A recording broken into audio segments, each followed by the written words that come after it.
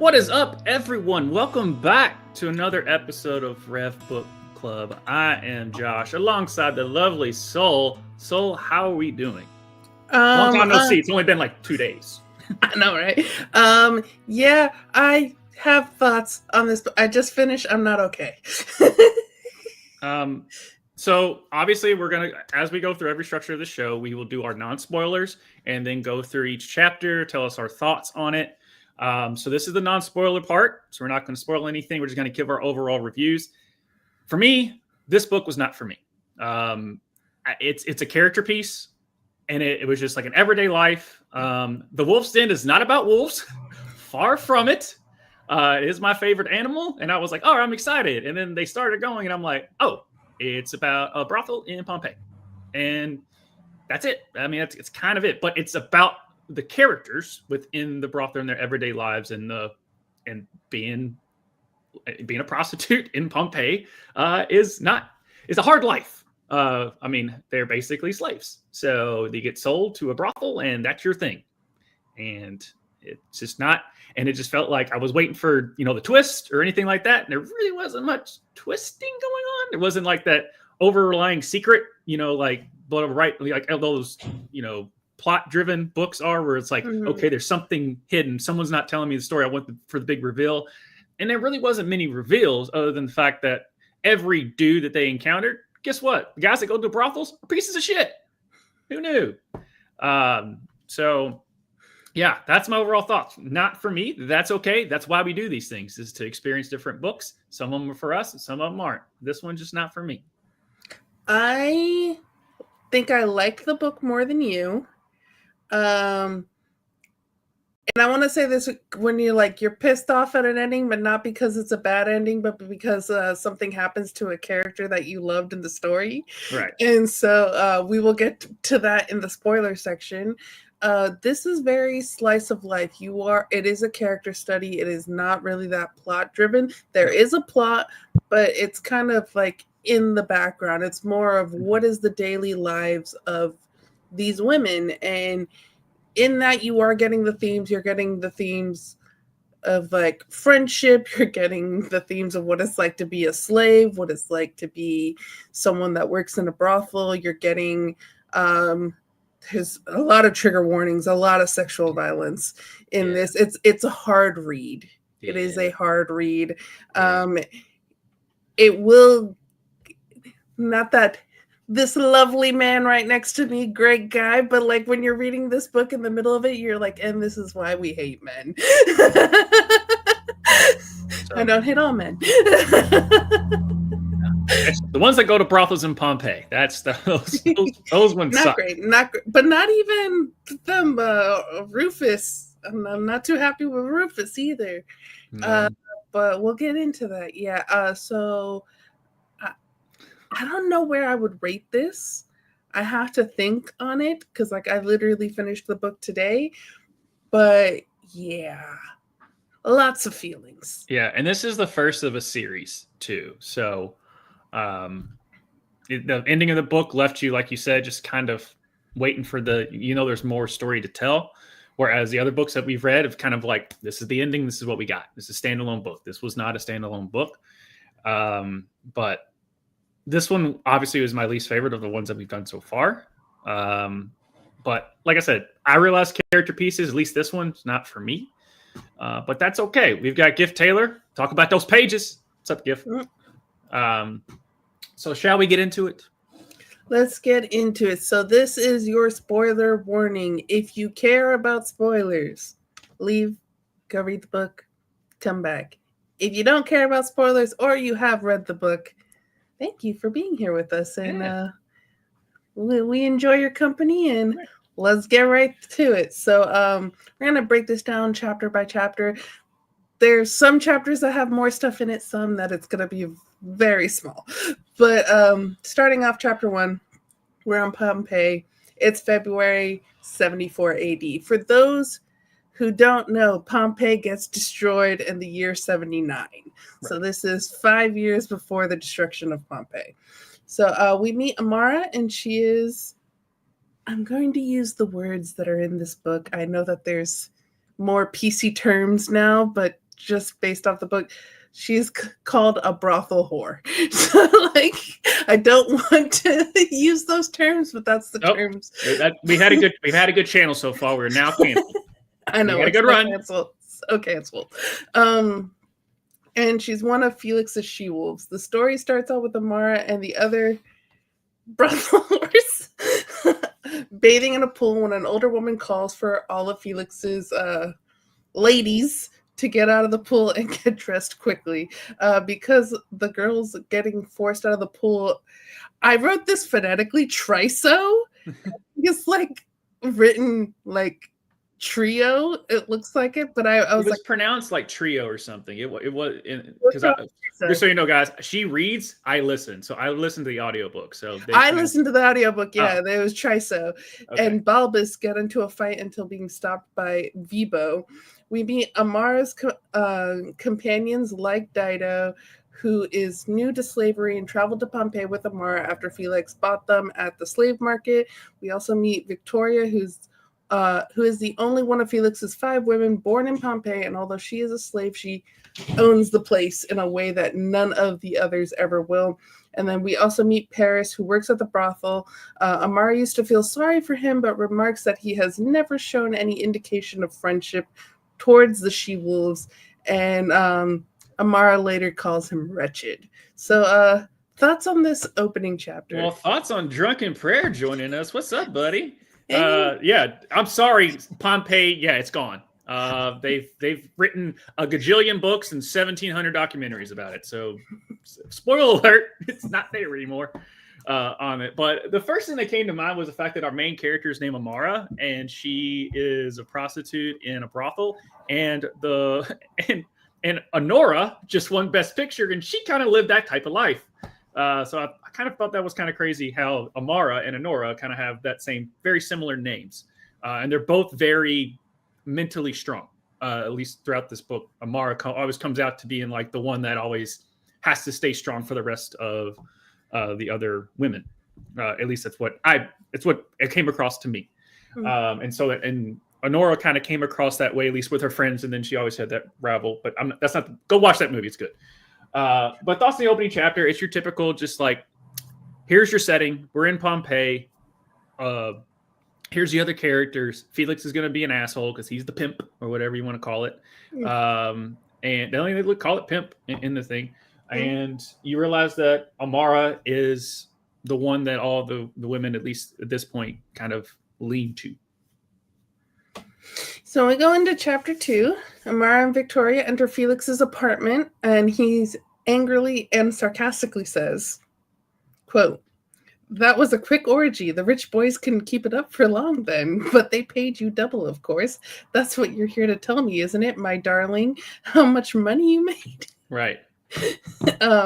They tell Felix that all of Simo's girls stayed in the pool while they were being forced out by an old croon on Vibo's orders, and the ensuing fight between Triso and Balbus happened. Amara tells Felix that the old woman used his name when dragging them out of the pool. It was an insult aimed solely at you. She continues saying, quote, "Simo must have bribed him. It's the only explanation. Simo's got a nice little deal going on at the baths right now. Why would he want to double the women and half the profits? I don't think it's Vibo you want to punish. He could be valuable. It's Simo. If Simo can pay him off, so can you. That way we can still make money at the baths and show we won't be put off so easily. As for Simo, I'm sure you could teach him a lesson. Doesn't he run a bar? Perhaps it'll become less attractive to customers." So you kind of see where, like, she's got thoughts. She's right.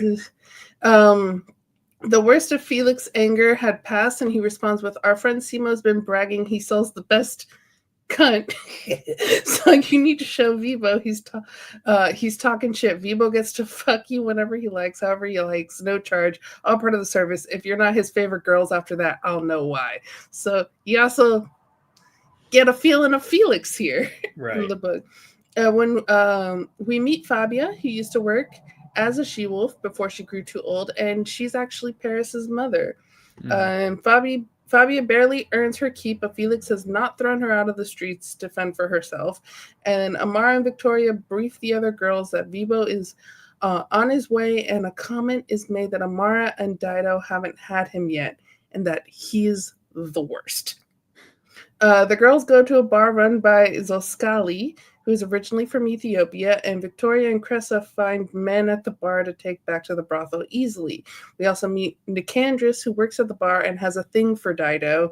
And then Nicandrus speaks Greek with Amara and Dido, it being Nicandrus's and Amara's mother tongue. So we learn a little bit of where Amara is from there. Dido can speak it, but her mother tongue is Punic. And then we learn some more about Dido. She's from Carthage and was betrothed to a man chosen by her father. And then Amara and Dido agree that the lunch crowd won't bear them any fruit, so they'll have to continue onwards to find men. So thoughts on the dynamic of Felix and his she-wolves? He treats them as property and not as humans. I mean, I don't know how else to put it. And guess what? It doesn't really change much throughout the book, except for one person, and we'll get one woman, but kind of, barely. But I do want to spell it out. Amara's business sense, is very keen, because she's just like, this is my life. I'm gonna make the best of it. Might as well be like, well, that doesn't make sense. Like the math doesn't math there. And all those things. And she's very keen throughout this book. Yeah, she definitely is showing that she is a lot smarter than people give her credit for. And that kind of goes with her upbringing, which we will learn later on. Chapter 3, Amara and Dido walk to the forum, and Amara tells Dido to stop looking down. We are supposed to be attracting men's attention, not avoiding it. Dido tells Amara she knows, but it's really hard, and Amara answers that it's not, and that Dido's face is already doing half the work for her, and tells her she's the most beautiful woman in Pompeii. Side note, there was an undertone of kind of like, are they gay throughout the entire book? Yeah. Mara and Dido are inseparable, basically. Because like they kind of give each other the undying like love, but like nothing like really cements a relationship between the two of them. Hey, Dido tells Amara she hates when men stare at her, and then sadly says, I guess I'll get used to it eventually. Amara tells her, no, just endure it. Never get used to it. Amara tells Dido to smile and pretend she is Drauka, which is one of Simo's women. Dido asks if Amara pretends she's someone else, and Amara answers, I am someone else. Amara isn't even my real name. Dido isn't yours. So we learn that all of them are not living on all these slaves, all these women working at the brothel. None of them are living by their real names. Right. So we learn more about Dido's backstory. Pirates swept through her hometown, dealing people to sell as slaves. Dido was kidnapped along with her older cousin. Her uncle killed trying to defend them. Her cousin died on the voyage, and Dido, like Amara, was completely alone when they first met, lined up at the slave market. So Amara and Dido bring to the brothel guys who just won a dice game, and that scene was just very sad. Yeah. Didn't feel great. Did you feel as gross at the end of this chapter as I did? And that's on Amara and Dido's relationship. Sex trafficking, is it still a thing? Apparently it is. And the lengths that you go for to get women, you still hear horror stories till this day. So that's what was creepy about it, is because it's like this, like you see it on Game of Thrones, like these setting pieces, you still see those type of things, and it still goes on, and it's for the rich. See it in real life, release the list. Yep, no shit. So you said it. I was like kind of alluding to it, and man, I teed you up, and you knocked it out of the park. So that's basically what I was trying to allude to, is because the rich and powerful, I wonder who we're talking about. It's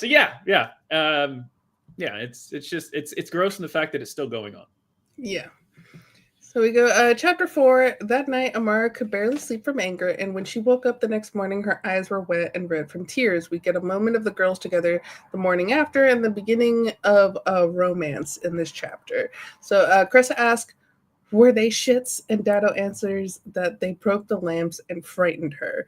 So these men that came in, they kind of tore the place up. And then Cressa calls them nasty, shitty little men.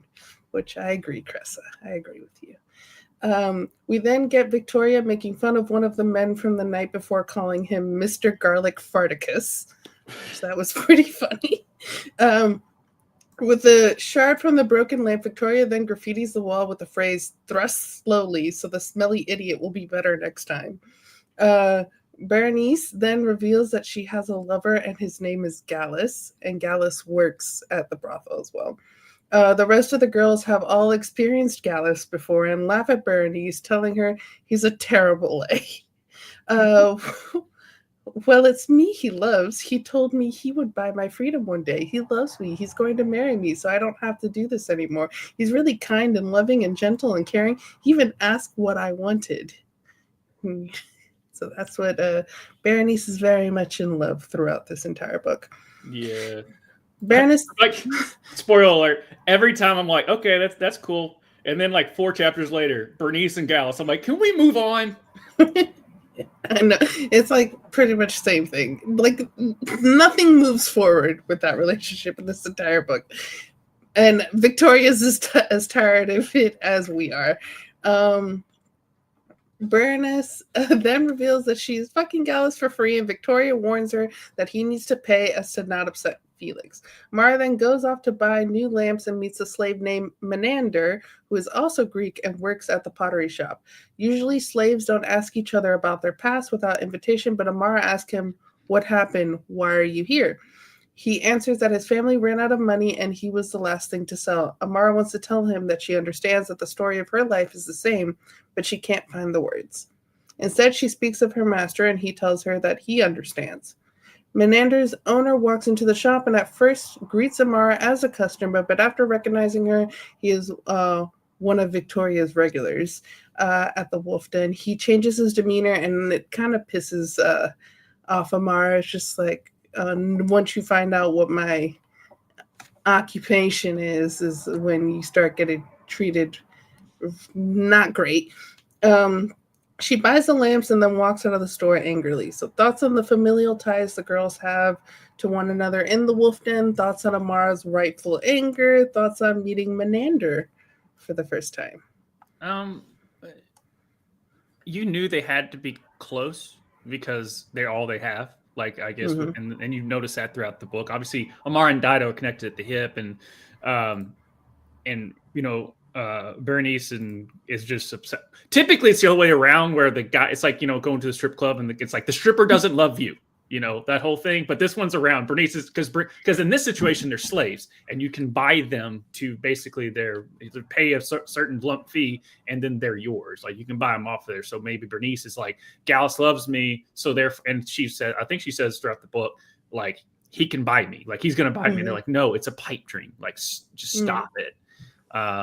On that. And Amara, like I said, she becomes like, she feels like she has to look over. She's like the head of the herd of the wolves. And so she's always going to protect them, no matter if she disagrees with them or not. And as far as the other slave, it's just like, it's just a weird class system, in a sense, even though they're slaves, but it's just like, you have the rich and you have the slaves. There's no in between in this book. And with, I would like put Victoria as more like the leader, but like Amara is one who like never fears to tell her mind. No, she don't give a shit. There we go. Chapter 5. As Amara comes back to the Wolf Den, Felix calls for her. Felix wants to know why Amara gave him advice the previous day. Amara answers that with Vibo, they can get into the private baths and they would be able to make more money with richer men. Felix answers with, so you want to... Quote, so you want to suck a superior class of cock, is that it? What a selfless whore you are. I can't believe you're trying to make me richer. You can't think you would see that extra money. You're not as smart as you look if you imagine I'm going to share the profits, so tell me, what was it about? Mara then asked Felix, why did you buy me? I was sold as a concubine. I'm educated. Play the leer. I know that cost you more. If you didn't want all those skills for yourself, then why? What sort of investment am I? If I grind out the rest of my days in the cells down below, I can make you a lot more money than that if you let me. His answer, why did I buy you? It wasn't for your marvelous tits. Let's be honest, we both seen better. Great guy, Felix. And I wasn't dazzled by your beauty. You weren't much prettier than all the other girls standing naked in a row. You're no Dido. But I couldn't look anywhere else from the moment I saw you. There you were being auctioned off as a common whore, but you could have been the goddess Diana from the way you held yourself, as if at any moment you would call on your hunting dogs to tear apart every man who had dared to see you naked. And you would, wouldn't you, tear them all apart? Wouldn't you like to tear me apart? He then chokes her. Great guy. And then says, you're not the goddess Diana or Artemis as you Greeks would have her.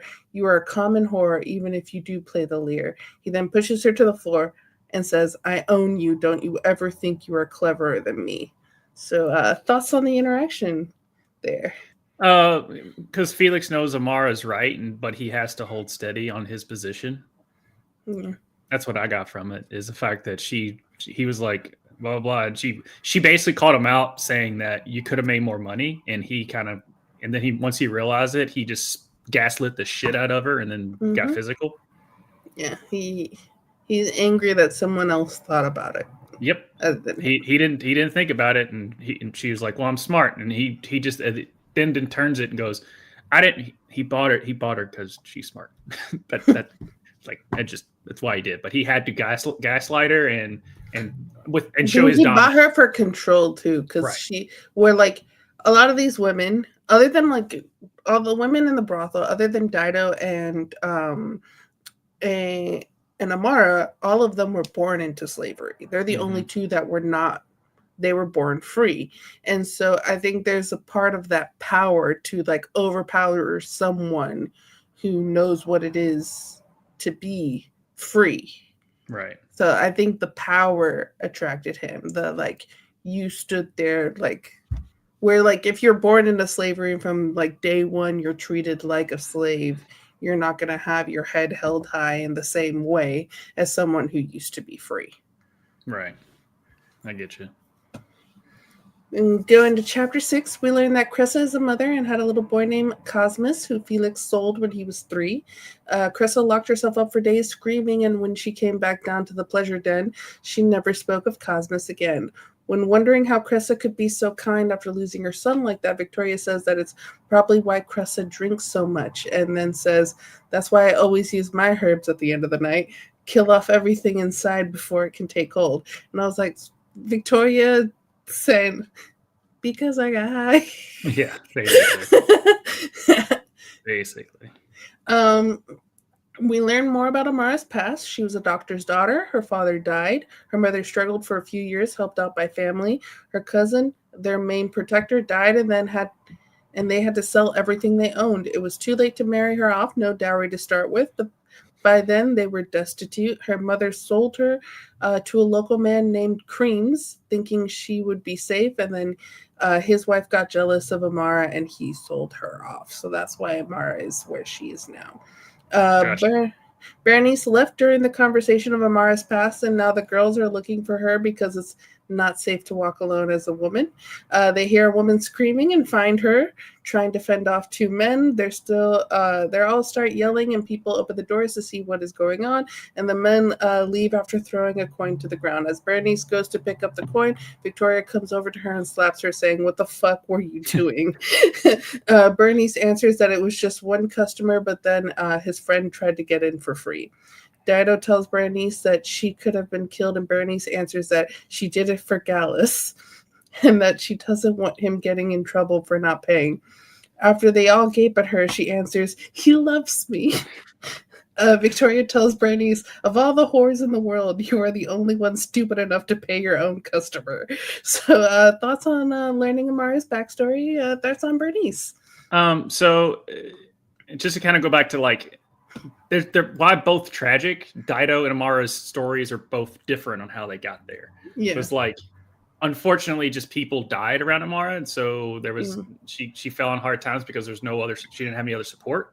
Where Dido was just like her life just got ripped up, and she got to see cruelty around it. And then the rest of this thing is, to quote a dodgeball, "Hot damn it, Bernice!" Yeah, because she sounds so. The thing though is like, spoiler for the end, like they're still together at the end of the book, so it's like kind of like shit on all of our faces, because throughout the whole book I'm like, when's he gonna turn on her? She's Richard Gere in this story. um That's a Pretty Woman. That's a Pretty Woman reference. Pretty Woman doesn't know. So I guess Gallus may be the only good guy in the story. Maybe. He just seemed to come across as just some dude, and he wasn't rich or anything because she didn't charge him. He works at a brothel. Yeah. So it's like, whatever. He was just like, there's no character to him. He's just there. Some dude. And apparently a bad lay. I don't know. Anyways, chapter 7, Vibo arrives to the Wolf Den and pronounces that Felix told him to make sure to fuck the one called Amara. Vibo basically has Victoria, Amara, and Dido, and when it's all done, he tells them that they are the most wonderful girls. Gross. Vibo could not tell at all that all of them were faking it. The three of them go to the bar, and Victoria hustles some men out of money in a dice game, so, go Victoria there. Right. She had some heavy-sided dice there. Yeah. Yeah, I'm here for it. Amara and Dido meet a musician and sing with him at the bar to the delight of all the patrons, and Nicandrus, who watches Dido as she sings, because, Nicandrus got it bad. After they finish singing, Menander, who was also at the bar, comes up to them to speak with Amara. They speak for a bit in Latin, and then Menander switches to Greek and then tells her, as he puts his hand over his heart in a greeting, "My name is Callias. I'm the son of Clytos, the finest potter in Athens. One day I will take over my father's business and sell my work all over Attica, including the beautiful town of Aphidna. What is your name?" Slaves never give out their real names. It's the last bit of privacy they own, but Amara answers him, "My name is Timarete. I am the only child of Timaeus, the most learned doctor of Aphidna and the most loved. To him I am both a daughter and a son." Amara then switches back to Latin and says, "But I am also Amara, because otherwise I would have never stepped foot in a tavern, still less sung for a crowd of men or talked to you." As Gallus comes to bring the she-wolves back to the wolf den, Menander says, "Please take care of yourself, Timarete." And then kind of throughout the whole book, calls her by her real name. Mm-hmm. So thoughts about the night out at the bar? She let her guard down for the first time in the book and told her real name. And to the I am Rusophanes, son of dude and whatever. Yeah, I chuckle every time because it's so just every fantasy show that you watch, they always go every time. There's like, I am the son of this home of mother of dragons, breaker of chains, and I'm just like, and every time it's just that like as soon as they say it, it's like that weird zoom in on their face, and then it's like stoic, and the weird music starts playing for no reason. And it just took me there. And it takes me out of it because I start chuckling every time they do that.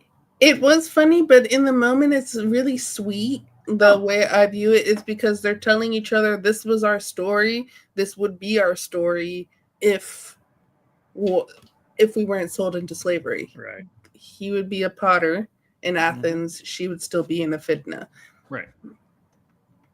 So we go to chapter. But it was sweet between them. It was sweet. I just could not take my just like mother of dragons, breaker of chains. Yeah. Chapter 8. Amara is at the baths when she overhears a conversation between two women, one of which struggling with money and offers to help by saying that her master can give them a loan discreetly. So Felix not only is in charge of the brothel, he's also a loan shark. Amara goes to visit Felix at the palace to tell him about the deal she just made. Amara tells Felix that women are never going to come to him, but women still need money. She goes on to say women only do business with each other, and that any woman that does business with her does business with him. Felix asks, what does Amara expect to get from this? And she replies the same commission she gets from sex. As Amara leaves, Felix calls her his favorite whore in earshot of his friends, which he uses this between like her and Victoria throughout the story to kind of like see who's in favor with him gross. But anyways, thoughts on Amara making moves in this chapter. This is what she was born to do, not the brothel part, but just being able to, bargain, swindle, all that stuff. Like this is where she actually gets off. Other than the brothel, she gets off doing this. This is, and then Felix, even after he reprimanded her, being like, no, this you don't get to tell me what to do. Like, this is my show. But as long as she's doing it separately, right? As long as she's doing it separately and makes money for Felix, he doesn't care. He just doesn't want her telling him what to do. Yeah. He's like, give me the suggestions. Don't tell me what to do. Right. Yeah, it's like that. It's like when you tell somebody a good idea, goes, wait, and then the other person goes, wait, I got it. It's like my big fat Greek wedding. Tell me what to do, but don't tell me what to do. Right. Yeah. I've never seen that movie. Oh, it's so great. You need to. Chapter 9. Amara has lunch with Fabia. Fabia talks about Paris growing up in in the brothel, how he used to not hate her, and how the girls in her youth were all taken with him. Fabia then admits she wishes the pimp who owned the place before Felix sold Paris, but he was too pretty. Not great. Paris is also has to endure some stuff in the brothel as well, which is not great for him, but he is also a little shit at the same time, but I still wouldn't wish it upon him. Fabia says that she told Cressa it's better when they are sold. You can picture they've had a better life, better the heartbreak now than later. So Fabia is kind of, we've learned Cressa's son was taken from her at age 3, sold off. Fabia is kind of wishing, like, even though like she loves her son, she's got to see her son grow up. It was no place for her son to grow up. And her son kind of like hates her for who she is and what she's done. Which like is to no fault of her own, but still it's not a great place. We learn more about Fabia's past. She started as a house slave and had 2 daughters with her master, who she never got to see grow up. After the second child, she let her marry another slave in the household. Her husband died, and then the master rented her out to guests and family members. But once they do that, rent you out, they will sell you on. So, yeah, not great for Fabia there. Amara thinks of her former master Creams and is sad that her story runs parallel with Fabia. So a lot of these people, their stories are running parallel with each other. Fabia then asks Amara, you started out not as a slave, didn't you? I can always tell. Amara asks how she can tell, and Fabia tells her, you still act like you matter. Mm-hmm. Which is so damning. Gallus is working the door, and Amara has a conversation with him after he looked disappointed that Berenice wasn't the one staying at the brothel that day. Amara tells Gallus that Berenice loves him, and he replies, I knew that. It's very Han Solo, I know. Right. So that's on Amara's lunch with Fabia. Guess what? Fabia doesn't have a good life either. How do you know that? The backstory of these women have a similar thing. They're different, but they're all shitty. All shitty. Chapter 10. I did like the thing of how did you know I didn't because you act like you matter. You act like you're not broken. Yeah. It's just so damning. Oh my gosh. Chapter 10. Amara and Gallus meet with the woman who needed money, and she agrees to the terms laid about by Felix. Then the women are at the baths, and they get into an argument with Simo's girls before the men come to the baths. And then Amara gets disappointed that the rich men are just as shallow and lacking of conversation as the normal customers she gets at the brothel. She was hoping that, like, if we get into these private baths, I'm going to have some, like, real conversations, some real stimulating conversation with these rich men. Was not the case. Thoughts? This is the women are there, but the guys are having their stupid ass conversations where, like, Hank Hill and all them by the fence, like, yep. Mm-hmm. Like they're just, most of the time when dudes hang out, we really don't say a lot. And that's what we like. Yeah. And she's just like, these are politicians, scholars, rich men. Which is why later in the story, when the only historical figure that's in the story kind of comes into it, because he's a scholar, she's like, someone I can talk to. Right. Chapter 11, Dido is crying at the brothel and tells Amara she can't go on living like this, that she can't bear it. She goes, quote, if I had any real virtue, I would have killed myself before allowing any man to touch me. And then she says, everything good about me died in this cell. Felix made sure of that, which is not great for her.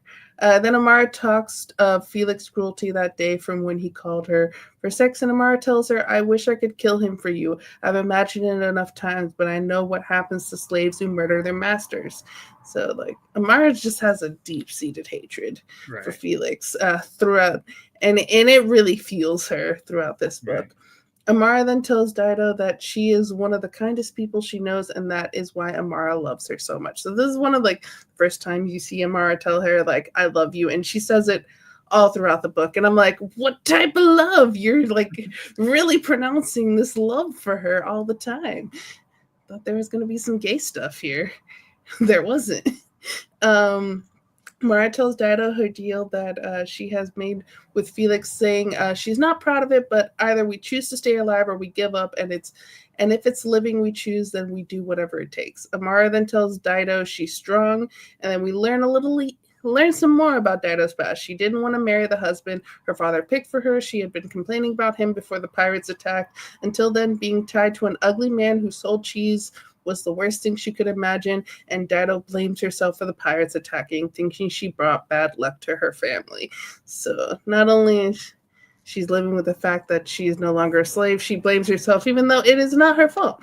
Amara and Dido then get sent to go get water from an exterior pump and run into Nicandrus, who consoles an upset Dido. Nicandrus tells them it's not safe for them to be out, offers Dido his coat, and offers to walk them back to the brothel. After Nicandrus leaves, Amara teases Dido, telling her that Nicandrus likes her, and Dido responds that she knows she likes Nicandrus too, but that she can't bear having any man touch her. They all feel like Felix, is what she says. Dido then says, quote, even when he, Nicandrus, had his arms around me and I wanted to hug him back, I kept thinking he was going to hurt me. So she's very much in the state of, like, I don't want any man to ever touch me ever. Mm-hmm. So thoughts on getting more of Dido's past and her kind of, like, valid revulsion of men? Yeah. I mean, her past obviously isn't as crazy as the other ones that we've learned about. It's still bad, but it's not as, like... sold into slavery. Right, sold into slavery. Still sold into slavery, like, at the end of the day. But it's just forced to have sex. Yeah, which can you even call it that? Yeah, and she's broken. I mean, this whole chapter is about how Dido is just broken. This whole chapter, when Dido was, like, breaking down and stuff, just so you know, the sample that Eminem used for Stan was by the artist Dido. So I just kept thinking I had the beat to Stan it, like, in my head, where the dreams don't come and wondering why. Like, that's her. That's the actual artist, Dido. So hopefully I don't get copywritten for my 2 seconds of bad singing. But yeah, it's just, Dido, I can understand, because, like, she feels guilty for something that she shouldn't feel guilty for, but she just thought she brought, like, a bad omen because she didn't follow the rules. Yeah. But yeah, I can understand why you work at a brothel and they treat you like shit. Why would you like men? Right. We go to chapter 12 now. It's now April. So we were in February. Now we're in April, 74 AD. Hi, Brennan. And April is the festival of whores and wine. Bonjour. Because the whore with the... Okay, never mind. As they go to the temple of Venus, Dido asks Amara what they should ask Venus for. Amara reflects that Venus is not only the goddess of love, that she is the deity who drives men to madness, destroyer of warriors, author of the fall of Troy. Amara answers, we ask her for power over men. Then, as Amara gives Venus her offering, she says, may men fall to me as this offering falls to you, greatest Aphrodite. May I know love's power, if never its sweetness. So, yeah, she doesn't want love. Mm-mm. She wants revenge. We then get more of the Festival of Whores and Wine. Nicandrus brings Dido roses. Menander finds Amara and they dance together. Menander then convinces a lyre player to let Amara borrow the instrument. And as Amara plays, Dido sings with her. Some men listening ask whose women Amara and Dido was. And Felix comes forward saying, mine. Yeah. And the men then ask how much it would be to have the two of them for the whole night. And Felix and him then make a deal. Gross. So thoughts of the festivals of whores and wine. Of course they have a festival of whores and wine. And of course Amara's just like, Aphrodite, even though you're the goddess of love, give me the strength to kill them all. Yeah. And then also, like, I'm not calling you Venus, I'm Greek, bitch, Aphrodite. Yeah, exactly. Yeah. I was like, I'm pretty sure Venus was, because I always get Venus confused with Athena, but I know that's not right. No, because Mars is Aries. I don't know why I'm just going into the Greek and Mars Roman. is Aries, Pluto is Hades, Jupiter is the one in charge of everyone. Zeus. Yeah. Mercury is Hermes, I believe. Yeah. All right, that ends the lesson. If you want to fill in the gaps for us, totally do that in the comments. But yeah, no. But yeah, it just this makes sense. And then also Dido singing again that song that her dreams don't come. I'm pretty sure that's what she was singing. Chapter 13. I have one thing. This chapter was basically the dinner party chapter. Any thoughts on the dinner party? They ate. They partied. Again, this book wasn't for me, guys. So there's a lot of settings and a lot of certain chapters just didn't. People and places talking. This would work awesome as a show. Yes. This would really work awesome as a show. I would say that. I would agree. This is cool. Yeah. Mm-hmm. And we go chapter 14. The girls are at the bar and Victoria is showing jealousy that she wasn't included in the festivities of the night before. Felix shows up to the bar and tells Zoskalis that everything is on him today for the girls since he was paid so much for Amara and Dido. Felix then tells Amara to meet him in his rooms to tell him about the previous night and to see if they'll be repeat customers. Amara says that they have a date, but it is with a different customer, a man named Cornelius, and I just kept going, Cornelius Fudge, Harry Potter, and that it would be a trial run, that he wants Amara and Dido to do better, then he might have them more regularly. And he goes, do better? He fucked you too without paying? Right. Like, which is all he cares about. He's like, where's my money? He goes, no, he wants us to do better at the singing and dancing. He asked us to join him for the first night of the festival next month to perform at a private party. He didn't use either of us. And then, kind of like in shock, all this money for singing? It's like, I've been trying to tell you, I play the lyre. Like, Mara then gives Felix the tip she earned the night before and asks if she could buy performance clothes for her and Dido and maybe some music lessons. And then he goes, you expect me to be grateful for your honesty? He goes, no, I expect you to understand a good investment. So she keeps pushing him, poking the bear. Felix tells her he can take it, but he wants proof at how she spends it. And then Felix then tells her that he got his revenge on Simo by having his bar ransacked and one of his ladies mutilated.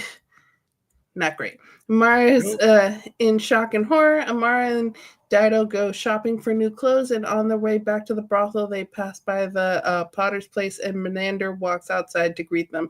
Menander then asks if he could write Amara on the walls outside of the Sparrow, which is the name of the bar, that he would use their real name so no one knows, and Amara says yes. So thoughts on Felix being the worst, and the continuing budding romance of Amara and Menander.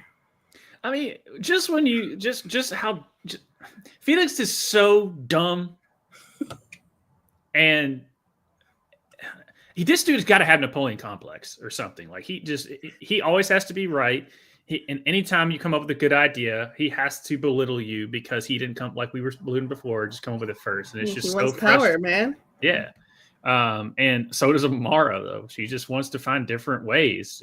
She can't help it because when she every room she has that thing of every room she walks in, she knows she's the smartest one in the room, and she can't help but prove it. Yeah. She just can't. She's stubborn in a sense, but not really, because it gives. I could say she's stubborn. Yeah. Yeah, because it's like he literally like threatened your life and abused and assaulted you because you told him that he screwed up. But no, she keeps poking, like you said, she keeps poking the bear. But the thing is she brings in money for him, so he doesn't want to ruin his supply. Right. I can't believe I said that. I felt gross just saying that, but it's true. Yeah. And then Menander, so far so good, dude. Yeah. Chapter 15, a girl from another brothel comes to talk to Amara and Dido, needing help with an abortion. Her best friend died in childbirth, and she does not want the same fate, but she doesn't have money to pay for the herbs. Amara makes the deal for Felix. And then Amara and Dido find the flute player they performed at the bar with for lessons. So thoughts on music lessons? I mean, get better, because you can realize, as Felix said, you make money off of that. So it's like they're finding a different way. They're finding, because I can't believe I'm saying this, but like in a business sense, you want to show your self-worth.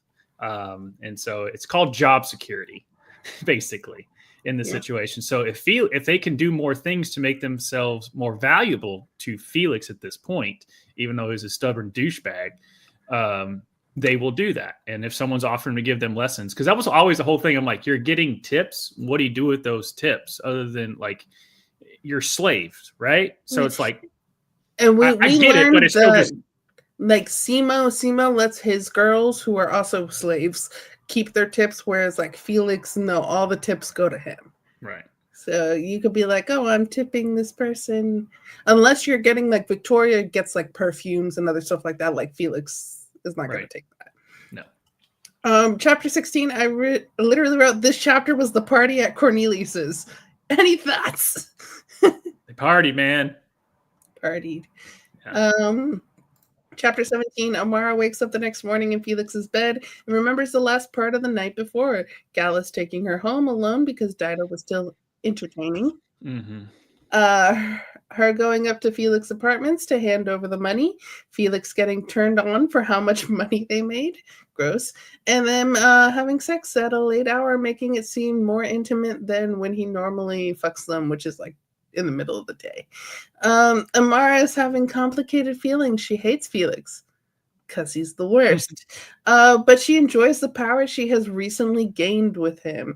Amara goes to the original women who borrowed money from her, trying to collect the debt before Felix does. Something worse, because Felix is like, you know what happens to those who can't pay debts. Right.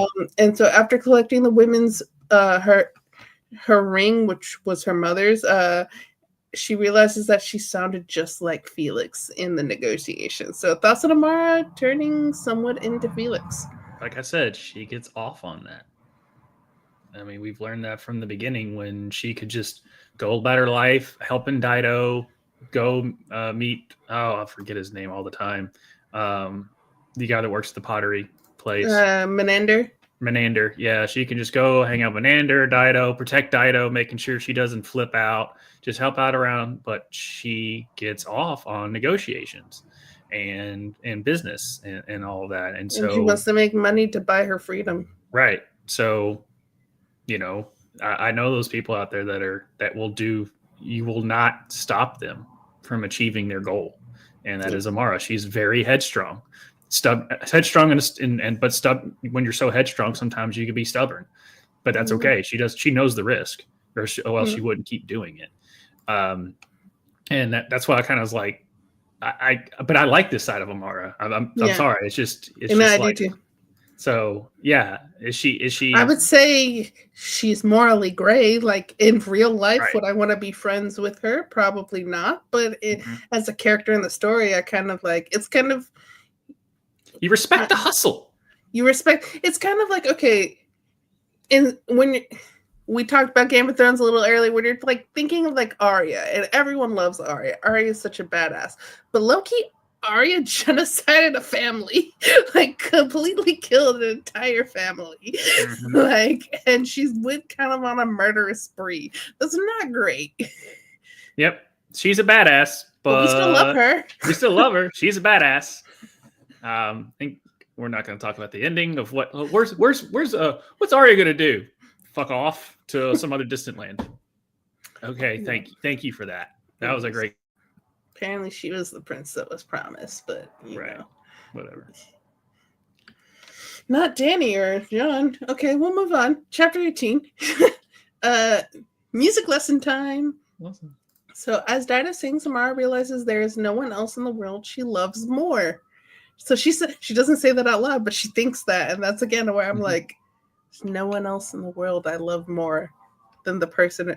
It is kind of like it felt the way like it was described in the book. It kind of felt like a falling in love kind of thing. I don't know. Anyways, the payment for the music lessons are their bodies, which not great, but the flute player reveals he hasn't been with anyone since his wife died. The flute player gave Amara his wife's robes and perfume to wear, and then asked if Amara wants him to pretend to be someone else too, and Amara says no. Then the musician asks, is there at least a memory of being with someone you liked? And Amara answers no. Then he asks, you have never been with a man by choice? And Amara answers no. Not great. Amara then tells him that it's not his fault and that she is still happy to be there with him. And he replies, you don't have to pretend. You must have to do a lot of pretending. He then asks her if she has ever felt anything, and she answers no. He then tells her, I will try to make this pleasant for you. All I ask is that you don't pretend. So, don't love that what the payment for the lessons are, but he's not the worst. Thoughts on Amara and the musician? This was like the one thing of like when they do the payment, it just sounds like in the back of his mind, like even though he didn't ask that question, he was like, "Are you sure you want to do this?" Like the whole time, and she's just like, "Yes, let's just go ahead and get it over with. This will work out for me in the long run. Just go ahead and do it." But I thought at one moment he was gonna be like, I thought he was gonna stop it, and then I was gonna be like, "Yes, musician," but then they go through with it. Yeah, because he has needs, and I guess he'll take the payment. I don't know. But he just seems like the sweetest dude that still wants to exchange lessons for sex. Yep. Chapter 19. How do you want to take that? I don't know.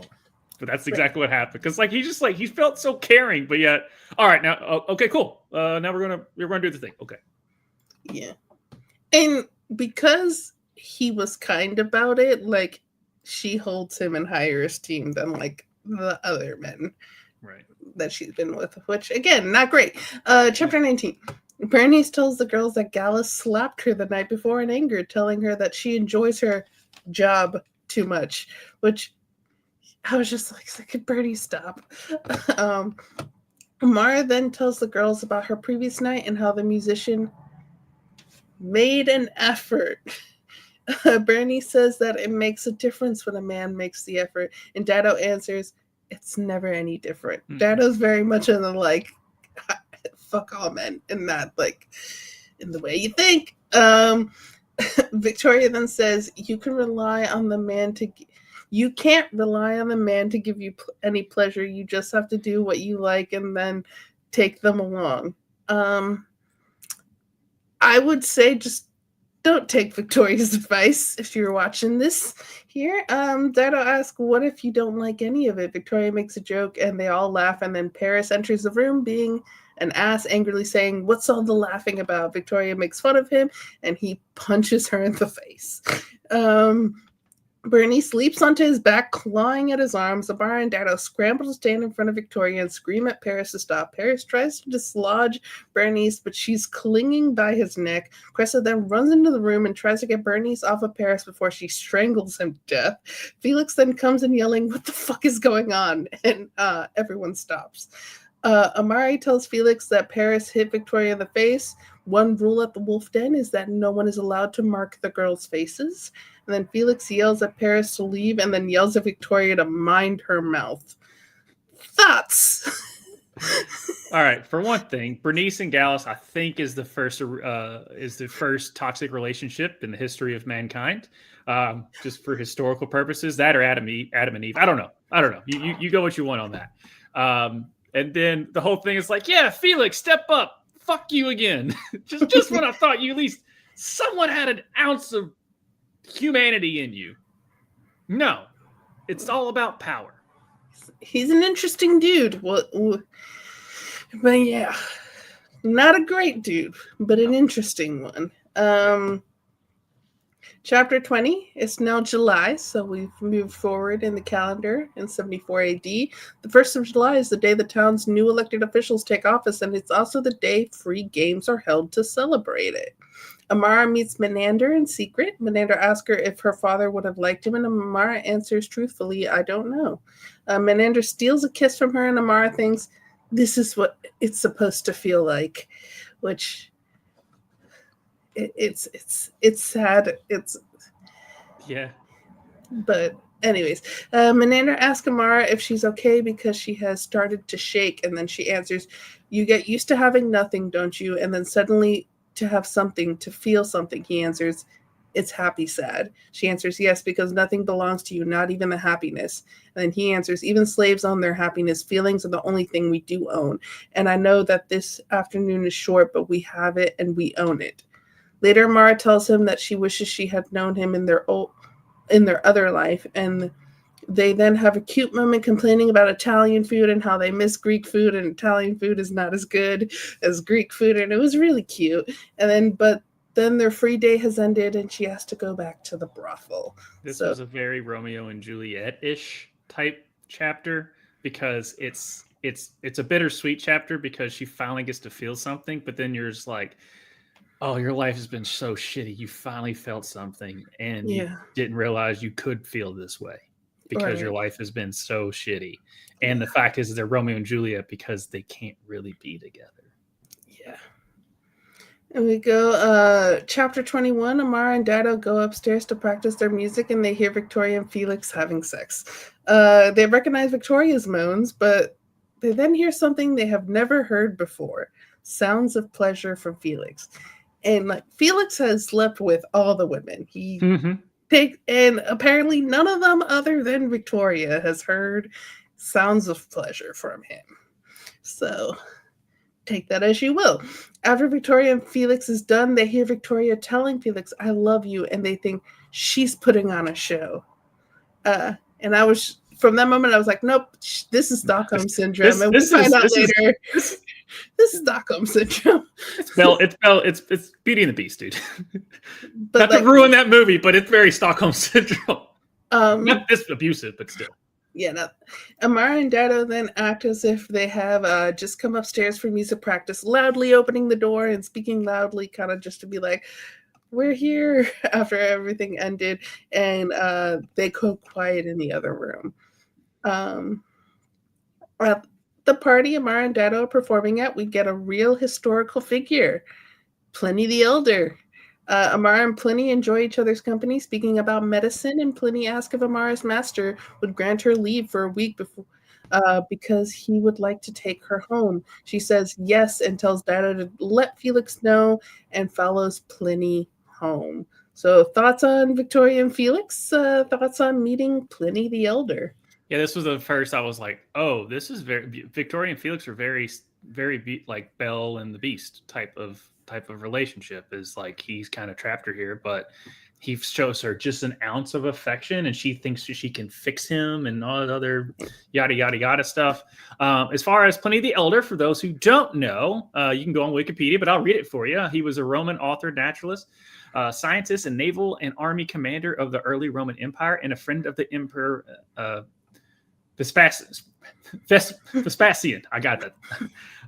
But he wrote the Encyclopedia of Natural History, a comprehensive 37-volume work covering a vast array of topics on human knowledge and the natural world, which became an editorial model for encyclopedias. So basically, he was kind of the first dude to create the encyclopedia as we know it today. So I went on Wikipedia to tell you about the guy who invented the encyclopedia. And there you go. Star White, the more you know. The more you know. Chapter 22, while in Pliny's room, he asks Amara to get undressed and tells her to lie down so he can take a better look at her and takes notes while looking at her. Pliny starts talking about his research and asks what herbal knowledge Amara has, since they were talking about medicine at the party. He specifically asks Amara if she does anything to stop pregnancy, and she answers that she inserts a sponge with honey when she can afford it, using it as a barrier. Pliny then asks for Amara's story and how she became a slave, and she tells him, and we, as the reader, learn a little bit more about her past. Her father didn't always charge his patients, and after he died, the debts her mother and her expected to call were never paid. Her father also had a significant debt of his own. Any small amount dowry for her was spent by her mother to provide for the two of them, and her first master creams, which we learned like her mother sold her and then put the money that she gained and put it at the bottom of her bag, kind of like, for I want you to be safe and be able to like be fed and all of this, and then you can buy your freedom back with this. Well, Creams took the money, so basically Creams got her for free. Right. Some bullshit. Anyways, Amara admits to Pliny that she had hoped when she was younger that she could be a doctor, but her father crushed that dream, telling her that they don't let women study medicine. Pliny replies that there are women scholars, though. Pliny tells Amara that he will be up for a while longer reading, but that she is more than welcome to get some sleep. Pliny later wakes her up to tell her that she hasn't left him much space, and she apologizes, and he tells her that it's a gift to sleep well. As she moves to private area, thinking now it's time to do her job, he tells her there's no need and tells her it is a pleasure simply to have her there. So as Amara falls asleep, she thinks this is going to be a very pleasant week. Thoughts on the exchange with Amara and Pliny and learning more about Amara's past? Yeah, so her dad was a nice guy to a fault, unfortunately. Not to sit there and say like, oh, you're a good guy. Oh yeah, I'll pay you back. No, they won't. Unfortunately, no, they won't. And when you call the debts, oh, he's gone. He did the service you didn't. So why do I owe you? On that. Pliny, I was like, dude, you are a historical figure. Please don't come across as another douchebag. And so far as we go along, she finally gets the conversation she was wanting earlier in the book with Pliny, because he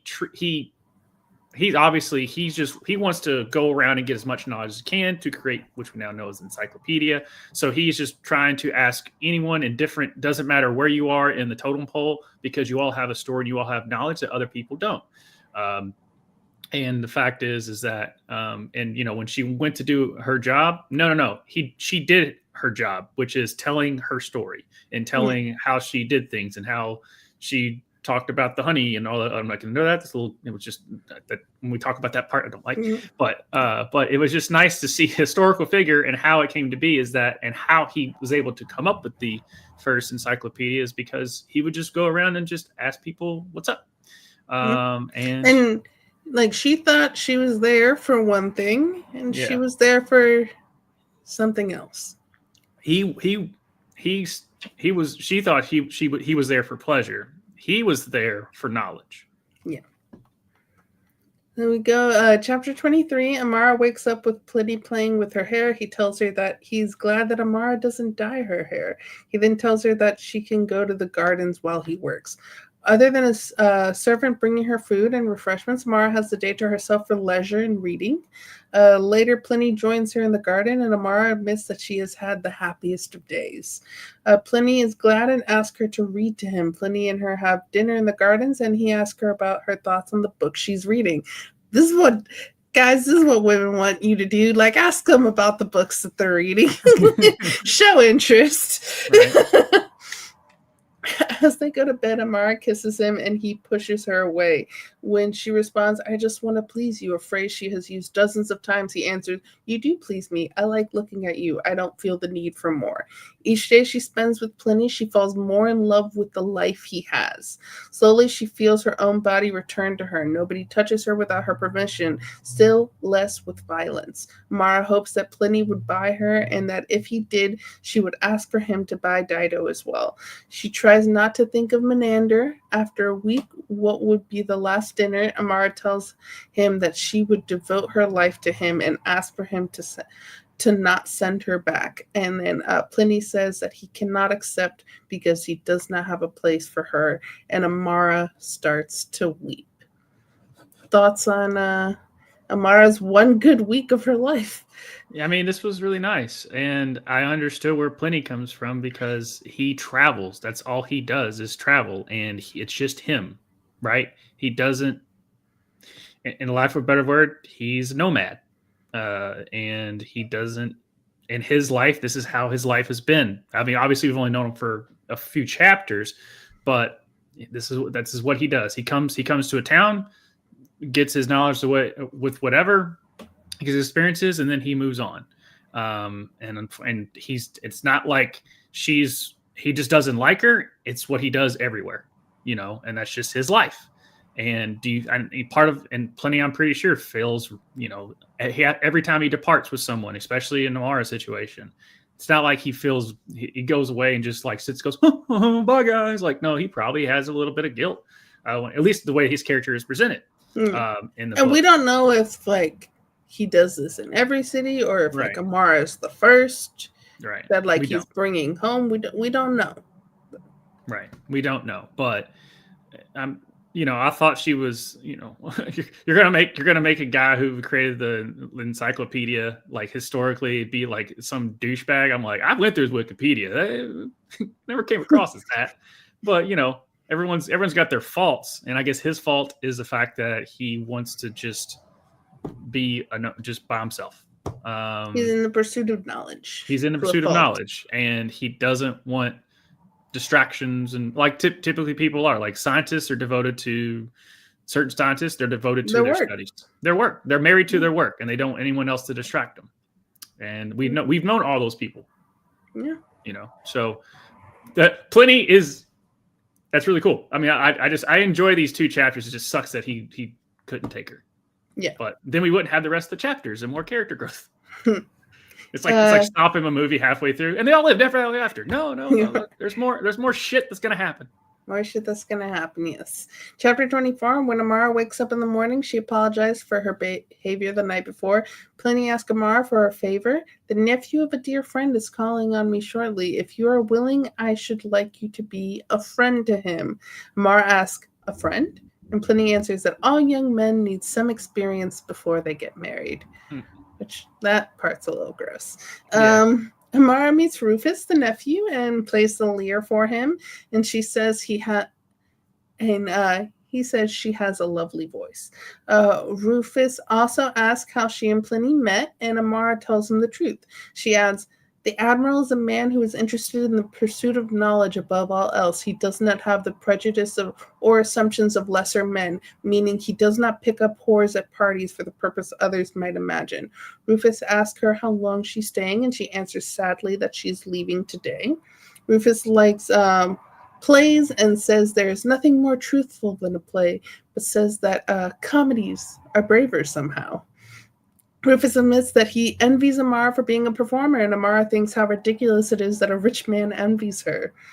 Rufus tells Amara that he must take her to a play. And Amara makes sure to be very clear about her relationship with Pliny and tells Rufus that she used to live a very different life of being the daughter of a doctor, and Pliny is the first person to treat her like her past was her present and has shown her nothing but fatherly kindness. Amara starts tearing up at the rejection from the night before, and Rufus apologizes, saying what terrible life she must live, and Amara realizes that he wants a sob story, and she's going to play the part for him. Amara tells him that he is very kind and that she is sad because she must return to her master today and admits that she works at the wolf den. And he goes, "You poor girl," Rufus says, and then he promises that he will take her to the theater. Thoughts on meeting Rufus? So far, so good. Yeah. That's all I'll say. Let's keep going. Chapter 25. I started to feel hope, basically, at this point. Yeah. 25, the girls, they missed Amara. She was gone for a week. We also meet a new woman that Felix bought who doesn't speak Latin, and all the girls have been calling her Britannica because that's where she's from. And I was thinking at this time, because like the way they describe her, that's like she's tall, she's very white. They're like she is so pale. Red hair. I was like, is she a Viking? She's a ginger. But because she like later in the story like picks up a man. Like, so I was just, that was in the moment where I was like, is she a Viking? She's an Amazon. Victoria calls her right, historically. Yeah, calls her savage and says that she scratches the guest. I put guest in quotation marks there, and even punched one in the face. She then has to meet Felix, and he is as cruel as ever. So thoughts on Amara coming back to the brothel?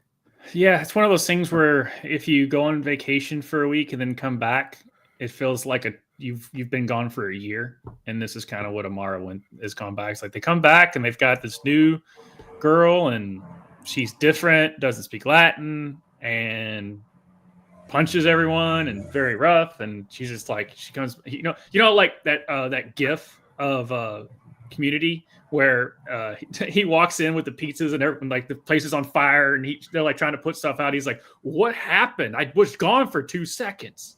This is kind of how it felt with Amara. And then chapter 26, Rufus keeps his promise and takes her to a play. Rufus wants to go back to the wolf den with her, and Amara fears that if she were to take him there, she would never see him again. She is ashamed of the squalor, but can't tell him that, so she instead tells Rufus a lie, that her master is, a truth and a lie. Her master is unbearably cruel, and that if he knew that she was happy with Rufus, he'd never let us see him again. Where like the truth is like, if you're making me money, I don't give a shit if you're in love with someone. Right. If he thought I might care for anyone, he would punish me dreadfully. Rufus takes her to his home, and Rufus doesn't waste any time. And Amara, she stops him, and she kind of like plays her hand here.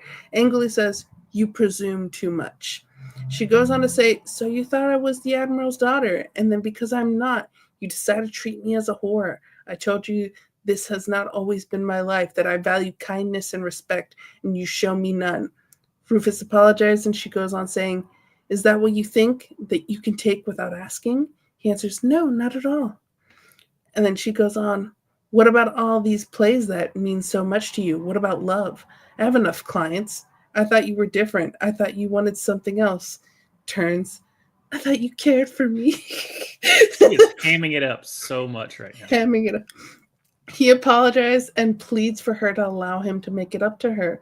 Amara accepts the wine he gives her, and they go back to talking. Rufus admits, "I might be an idiot, but at least I know that I am." Moving forward, he's more sensitive with her and asks Amara if her heart is free, and she lies to him saying that it is, because like her heart's kind of with Menander. Right. Rufus then asks if anything happened between her and Pliny, and she answers honestly. She already told him no, but she's got to say it again. Rufus tries to start things again, and Amara tells him, "You can take what you want. We both know it. But wouldn't you rather it was given? Wouldn't you rather wait if it was given along with my heart?" He answers, "Yes, I would like to win your heart." So thoughts on Rufus right now so far in the story, and that and how Amara's kind of playing him. I think Rufus has done this multiple times and been successful every single time except for now, where he meets Pliny sets him up, whatever, meets a girl wherever, invites her to a play, takes him to a play, comes back, has sex, rinse and repeat. Yeah. And then when Amara finally stops him, he never felt rejection before. And so that's what I'm getting Right. at this point in the book, is that he's never felt rejection before. So now, and she's just hamming it up the whole time because she sees him as a way out, but she also wants to make sure that he knows that she's not just a piece of property, even though at one place she is. And so far, she's playing it, and he did kind of come across as him just kind of playing it up too. Yeah, it is one of those of just like, you could tell that she's smarter than him. But everything's been given to him. Yeah, there's things with him that like little red flags kind of pop up later. Yeah. But Amara just playing the shit out of him. And again, this is kind of what it was in the movie Anora. The person she meets, she sees a way out. Sees a way out. Chapter 27, Britannica is screaming bloody murder, and Victoria is pissed off at her, wondering why she can't just endure it like the rest of them, which not great. There are two men with Britannica because she was fighting so much. One went in to hold her down. Yeah, I don't like this. I was like, it's like every few chapters something happens, and I'm just like, this is really tough. This is really tough. The violence in this book, hard to take. Krista goes to help Britannica and ends up weeping for everyone to hear from what, and that was one of the like, whatever she saw when she went into that room, that she's like weeping in her room. Like, Meander walks in for Amara, who is shocked to find him there. Amara is so upset and asks Meander what service he wants. Menander says he is only there to see her and he wants to talk to her. So like she thinks, oh, he's just like everyone else. He just wants to use me. And he literally just uses money to be able to see her so that way they could talk. Amara's shocked that he paid just to talk to her and tells him that he needs to save his money so he can buy his freedom. And he answers that he needed to see her. Amara tells him that she can't give him anything, that she doesn't even own herself, her own body, her own life. He answers that neither does he, and she replies, so what are we doing? Menander says, I know that you're lonely. I'm lonely too, but I don't feel it when I'm with you. She answers, it hurts so much afterwards though. And goes, do you know how many men I've been with? I didn't want any of them, but it happened anyway. And it's my life now, and I have to accept it. And then I see you, the only one I actually have wanted. And even though we are alone together now, that there is nothing to stop us, even though you paid my fucking pimp for me, I just can't. Not in this place. I can't. And he answers that he knows and that he would not ask it of her. They admit to each other that they think of each other often, and Amara tells him that if she had a choice, it would only be him. They then talk about what has happened in their lives recently, and after he leaves, her anger rises in her with the thoughts of just wanting to leave that wretched place. So thoughts on Menander visiting? She didn't want him there. She's the whole time she's just like, the only person I care with, she feels embarrassed, because that's why she's just kind of she's like, this place just brings me nothing, and it makes me feel like I'm a piece of crap. I'm a piece of meat. I'm nothing. And then finally, the only semblance of hope that I have in this world sees me at my lowest point. And we've all been there. It's like the only like you're just in a really bad spot, and then that person comes, and you're just like, no, go get away, and it hurts you when you do that, and a part of you wants them there too, but then you don't want them there, yeah, right? Because you're just embarrassed the whole time. It's like she's like, you understand, like this is what I do. I hate who I am, and the only time I feel like I'm somebody is when you're here, and I can't. You're mixing oil, oil and vinegar, whatever the hell. And even then, like his life as a slave is better. Like he's kind of like, yo, I'm a slave too. Like I get it. Yeah, I get it. Like that's another reason why they work so far in this book, is because they understand each other, and they're not bullshitting each other either.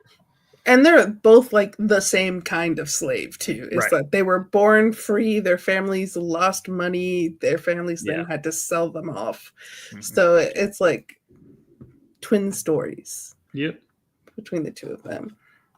Here we go. Chapter 28. The girls are at the bar eating lunch and talking about Britannica. Victoria and Bernice are complaining about her antics, but Dido calls her brave. Victoria calls her a savage, and Amara says, I wish you wouldn't call her that, and says she agrees with Dido that she is only doing what the rest of them would do if they had the guts. Victoria asks who fights a battle they know they aren't going to win, and Amara answers that that is what courage looks like. Victoria then tells Amara that she can't see what a problem Britannica is because she's always away at fancy parties, and she won't be there when the men decide to attack the rest of them. Amara kind of just leaves in anger, and then Amara walks into the wolf's den, and Cressa is sick in the way of kind of like, you get later revealed pregnant, but like you can tell it's morning sickness. Right. Even though Cressa is going through a horror she has gone through in the past. Remember, she got pregnant. Her son was taken away from her at the age of 3. Right. She is still thinking of Britannica and has Amara promise that she will look after her. Amara then tries to teach Britannica Latin and brushes her hair. Felix comes into their room and Britannica starts to hiss at him, and he pulls out a knife and she kind of stops hissing. Felix tries to talk to her, and Amara tells him that she doesn't understand Latin, and Felix replies that she understands me.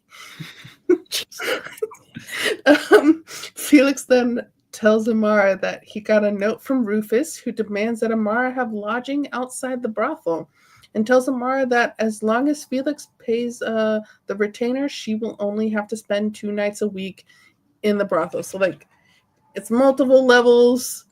You have the brothel on the first floor, so she's basically going up to the second floor. Right. To not have to entertain the men. Mm-hmm. And Amara says she can't leave Britannica alone, that she promised Cressa, and Felix brings out the knife again.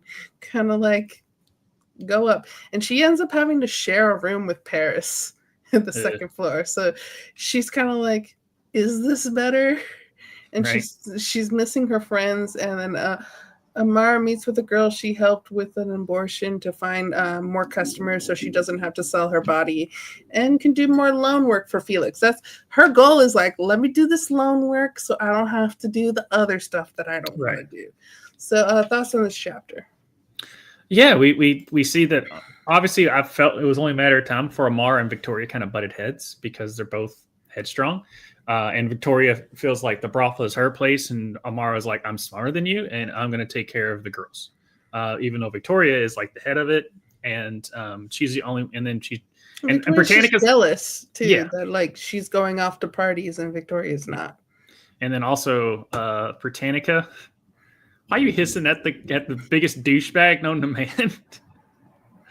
I also find it funny that we meet a character that basically created the encyclopedia, and her name is Britannica. So I just want to point that out. They call her that. She's from Britain. What should we call her? Yeah, I get that, but that's just the author being cute. Yeah, you have the guy that basically invented the encyclopedia, and then you have somebody named Britannica. Yeah. Come on, we all know those infomercials. Yep. Encyclopedia Britannica.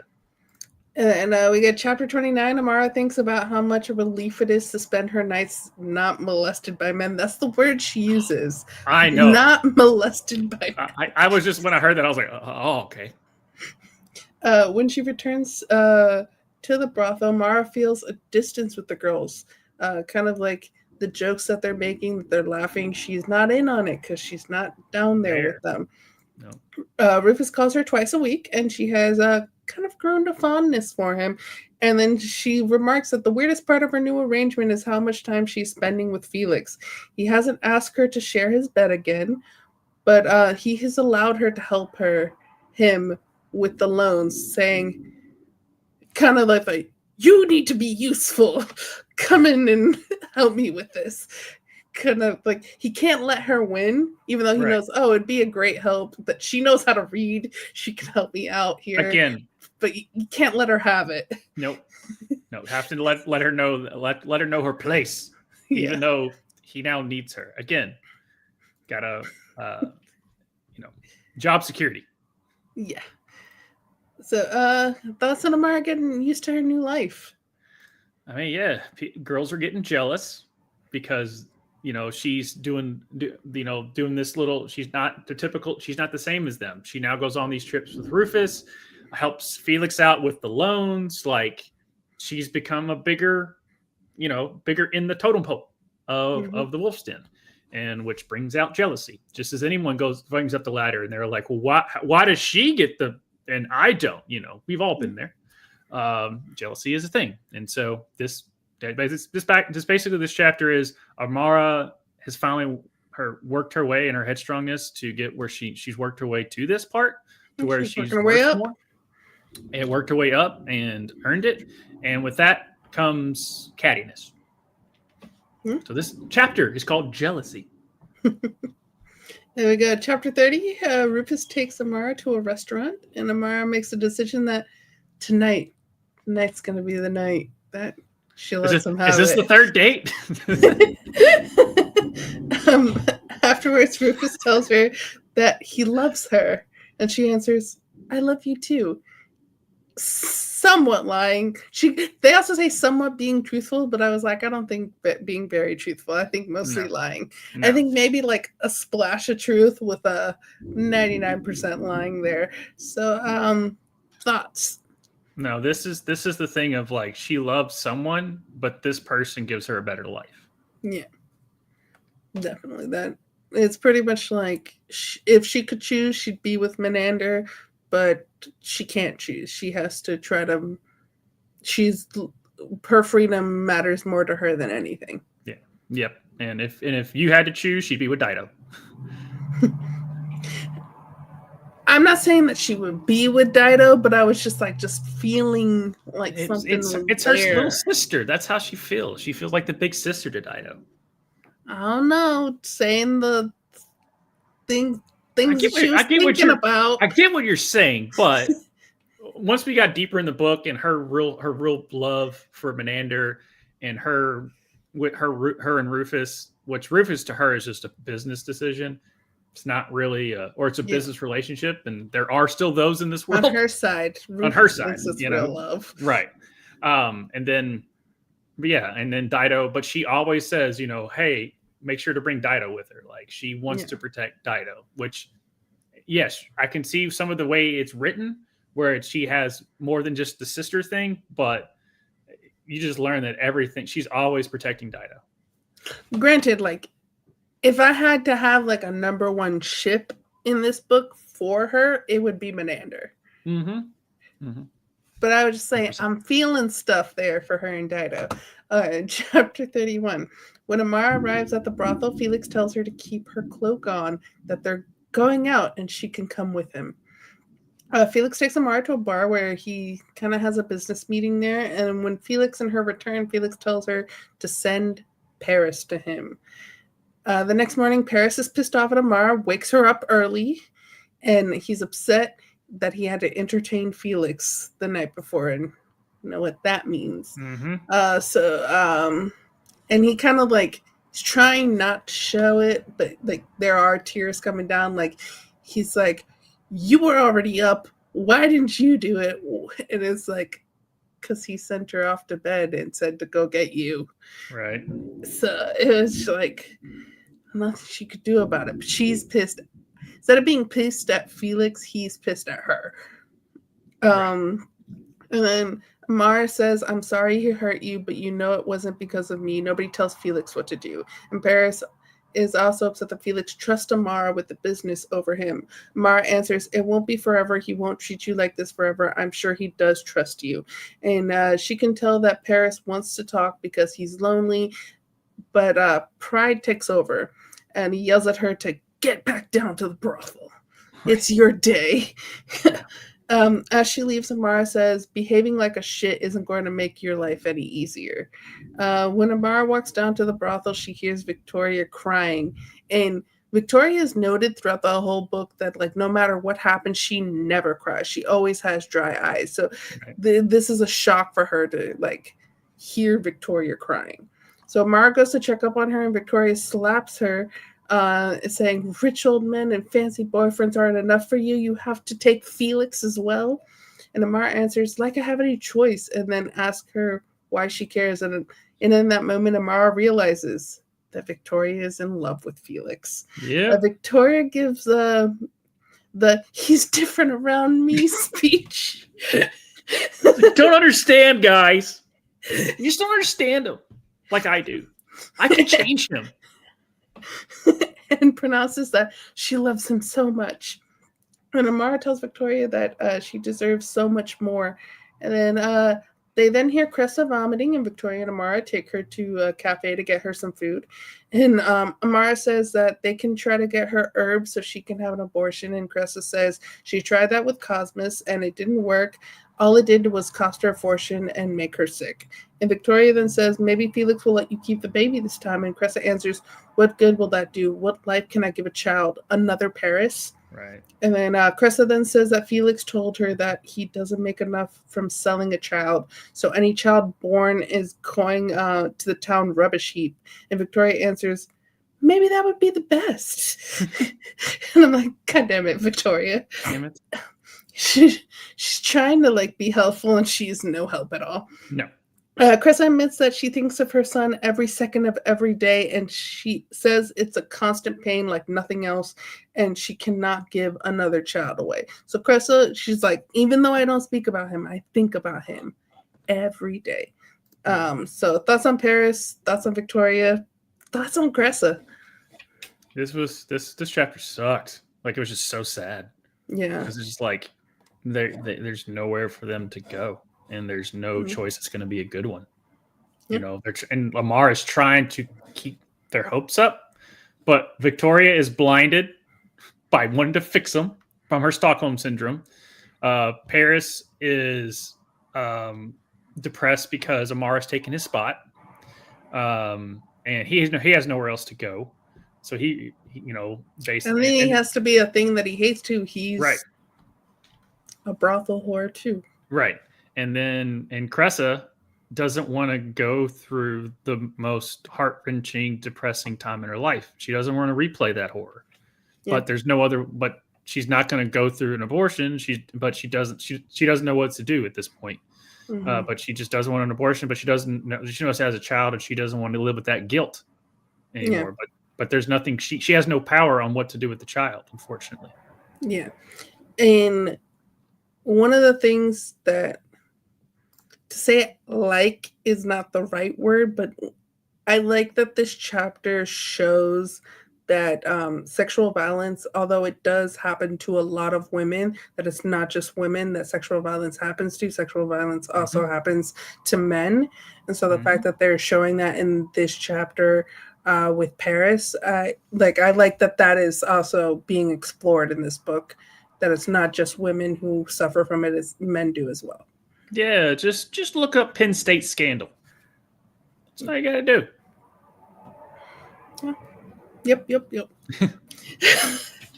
get to this. Not gonna go any further. Just look up Penn State scandal, and it'll coincide with what Soul's talking about. Chapter 32. We're now in September. Rufus and Amara have been spending more time together, and Amara never tires of Rufus telling her that he loves her. So even though she doesn't love him, she likes hearing it, though. She likes being doted on. Amara has stopped speaking with Menander, even through graffiti. And then Amara catches Rufus in a lie. He said that he had never slept with Drusilla. She's former slave and former prostitute. And Drusilla said that they had for a short time. And Amara isn't mad that he slept with her. She's just mad that he lied about it. So thoughts. We've all done it. This is such a petty thing that happens all the time. And there's so many stand-up comedian jokes about this. About like, I'm not mad that you cheated on me. I'm mad that you lied about it. But isn't that cheating? Like, I don't understand that, which is people are like, no. It's not the fact that you committed murder. Is that you told me you didn't do it. No. It's the fact that you committed murder. I thought that was the thing that you should be mad at. I think in this, it's like he didn't cheat that we know of. With Drusilla specifically, that he didn't cheat on her with Drusilla specifically.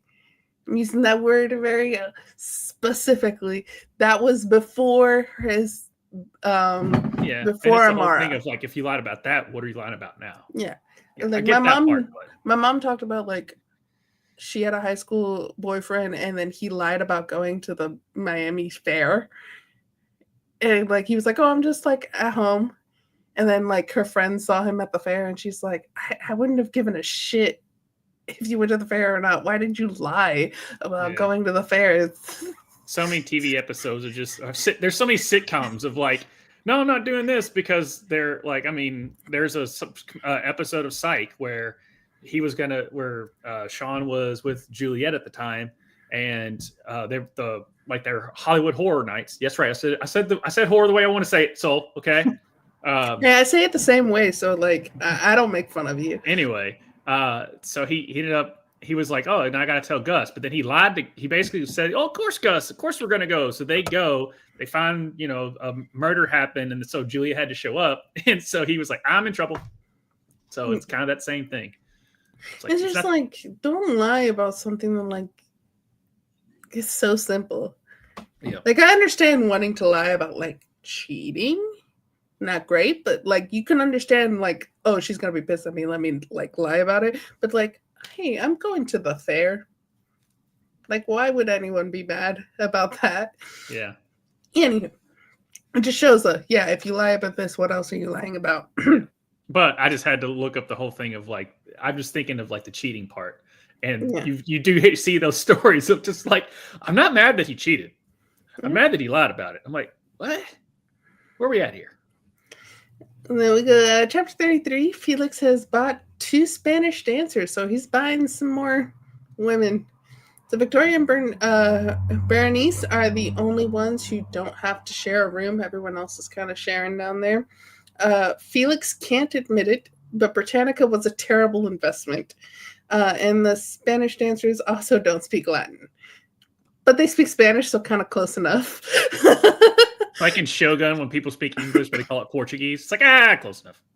But, because, like, Spanish comes from Latin, so I guess, like, it more understanding happens there than from whatever Anglican.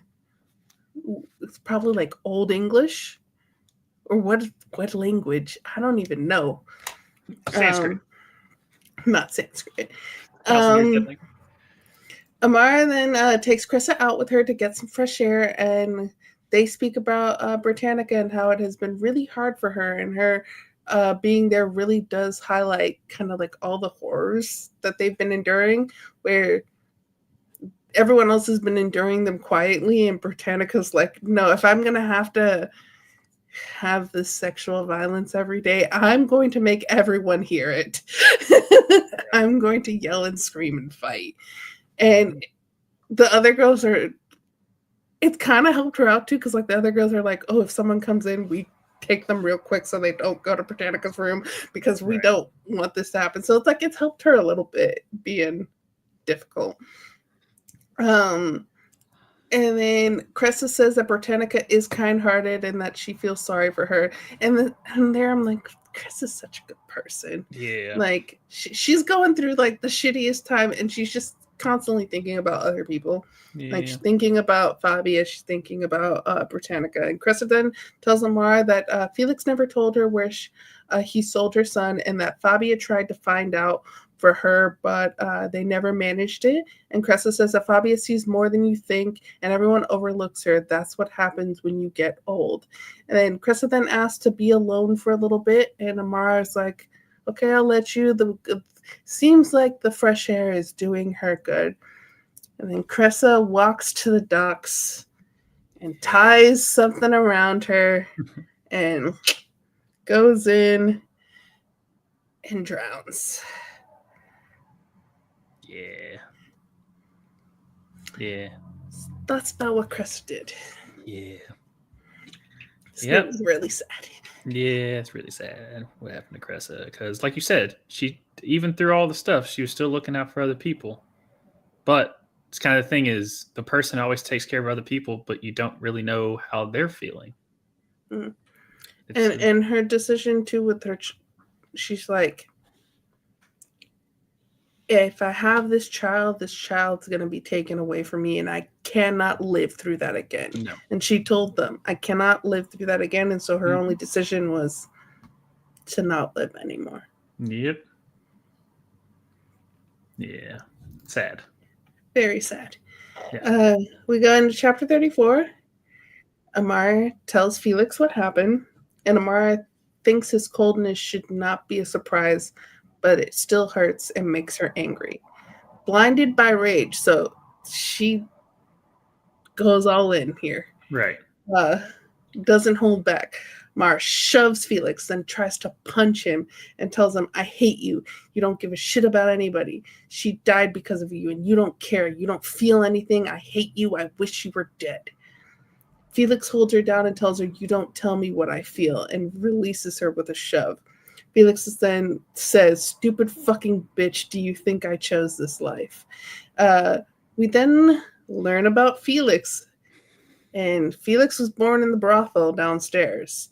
And he says, you think I don't know what it's like? That I don't understand? My mother wasn't as brave as Cressa, too much of a fucking coward to kill herself and spare her son. So he's wishing kind of that his mom took Cressa's route because of... Right. So you could just imagine what he endured if he's anything like Paris. Right. In that moment, Amara realizes that no matter how much she hates him, Felix loathes himself more. And Felix's father ran the wolf den and granted him his freedom, but not until he had served a long apprenticeship. Amara thinks that Felix may have been a prostitute, that he may have lived the life Paris is currently living. Amara asks him what happened to his mother, and he says that she died when he was 10. Amara grabs his arm and apologizes, and Felix yells, don't touch me. And then he yells for her to get out, and with tears running down his eyes. So he sees it's at his most vulnerable moment, and he hates that someone witnessed him at that low moment. Yeah. And then Amara leaves wanting company, and she walks to the potter's shop to see Menander. Again, she has left Menander on red. She's not going to write on the wall. On red. Do you think they're just an ellipses like of spray paint? There's no spray paint. They're chipping into the wall. I mean, chipping in the wall is like she's left those ellipses on here forever. Maybe she hadn't read it. I don't know. Yeah. As she comes upon the shop, she sees Menander with another woman in the shop, and she turns around thinking it was a bad idea to come. And then Menander sees her and rushes out to the shop to greet her. Menander tells her that he can't talk outside the shop, but that they can go walk to the fountain to go get water. And Amara apologizes to him and then tells Menander about Cressa and then clings to him, crying into his shoulder. And Menander tells her that she didn't do anything wrong. Amara looks at his kind face, at the dark eyes she has tried so hard to forget, and she knows she will never love Rufus in the way that she loves this man. Mm-hmm. Amara apologizes for coming to him, and he tells her that she can always speak to him and that he understands that she has to look out for herself. As he leaves back for the shop, he tells her to please be careful and to not blame herself. Amara then tells the girls what happened to Cressa, and Bernice sobs and rages. Britannica crunches up into a ball. Dido throws herself into Amara's arms, and then Victoria tells all the men to get out of the brothel, like literally just yells like, get out! And all of them are angrily leaving the brothel. So thoughts on learning about Felix's past, thoughts on Menander. Wow, they really wanted me to feel sorry for Felix, didn't they? They really did. Yeah, they did. Yeah. It explains his past. It doesn't fault him. But it doesn't give him a good reason. No. What up, Tushka? Yeah, there's a lot of language in this. This is a very it's graphic in the way that it's not graphic. There's a different graphic in this book compared to Blood Over Brighthaven. Both are very graphic. On those things. So as far as Menander, it's just like you just want them to be together, but they can't. I know. And she wants to, that's the reason she never goes around there, is because she knows that she needs to. She can't have him. She can't have him, so she has to just stay away, and it pains her. So just keeping her distance is the only way to maybe make her feelings go away. But I mean, the fondness or whatever it is, makes the heart grow fonder, all that other stuff. But when in this tragedy that happened with Cressa, who does she want to go see the most?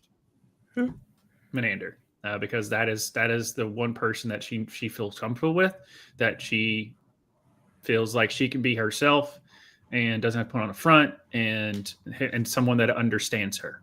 And then as far as everyone else, it sucks. Yeah. So, but the fact that she didn't tell the fact that she told Dido with the rest of them, didn't tell Dido separately, is weird.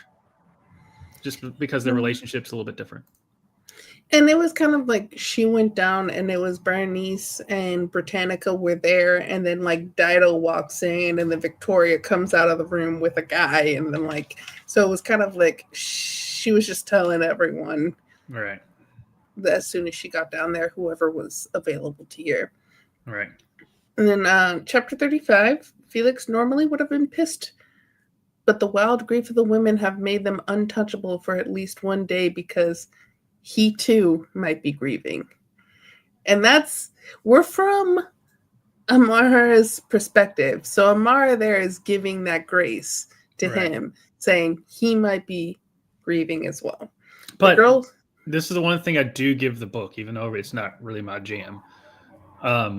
Every antagonist, the good writers make you understand why the antagonists are the way that they are. Yeah. And this is a chapter because there's certain books that we've read where like you just don't like the antagonist. It's like, why do you want to do bad stuff? Because like the twirly, like the dude from Blood Over Brighthaven, he's just a really bad dude. Like I'm just a stuck up snob, like Prince Joffrey type of thing. Whereas like Felix, I love the antagonist that they give a backstory, so you as the reader or viewer can at least put yourself in their shoes and understand why they are the way that they are.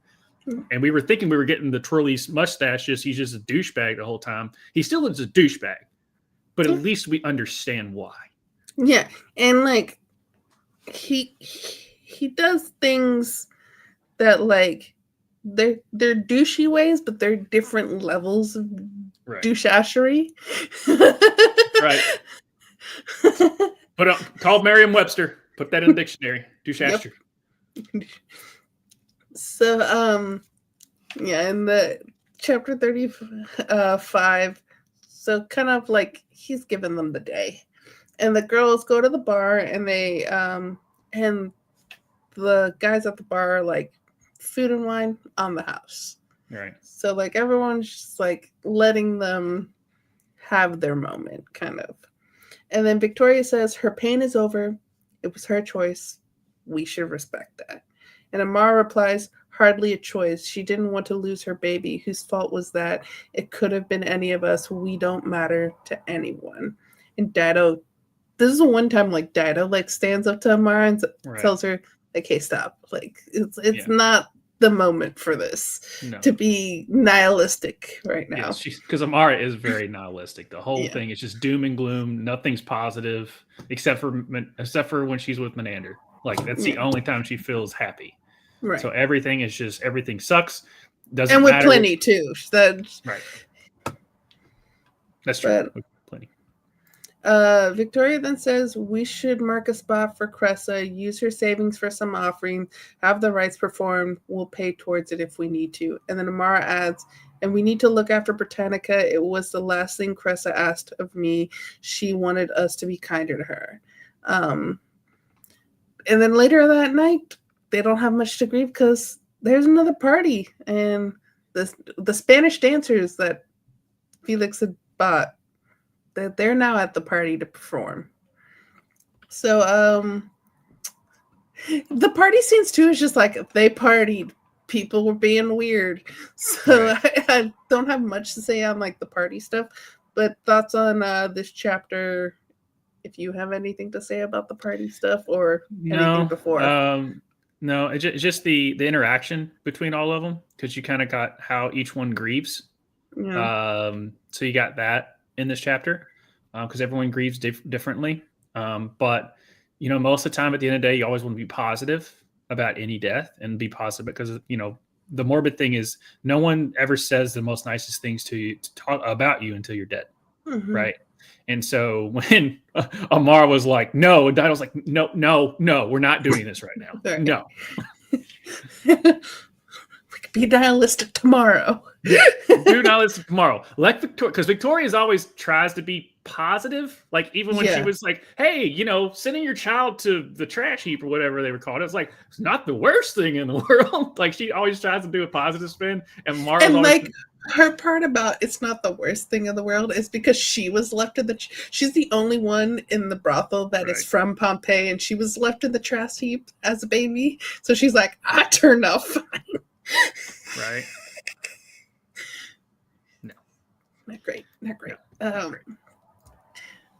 In chapter 36, on the way home, they see Maria, one of Simo's ladies, who's shaking a ladder that Treso is on. So Treso's like on top of a ladder, and she's just, because, you got the Simo versus Felix thing. She sees him and she's shaking the ladder. And he's like, stupid bitch, I'm gonna fall. I'll drop what I have up here on you. Like, let me down.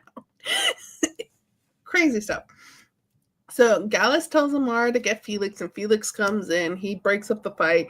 And on the way back to the brothel, one of the Spanish girls asks, why does Amara get to go upstairs?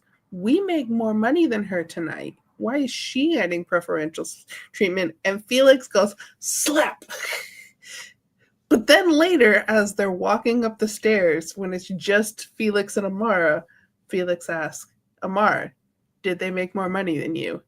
And Amara has to be honest, and she goes, yeah, they did. So he's not letting that moment. He's showing his authority there to the Spaniards, but then later ask for clarification on it, which is just he's playing kind of both sides of the coin that night. Yeah. And then Amara asks Rufus later that night, goes, if you would buy her freedom, and that she could be like a second wife to him, knowing that she can't actually marry him. Right. And he's like, of course, babe. Right. Of course. So, thoughts? Yeah, when Rufus did that, I was like, something ain't right.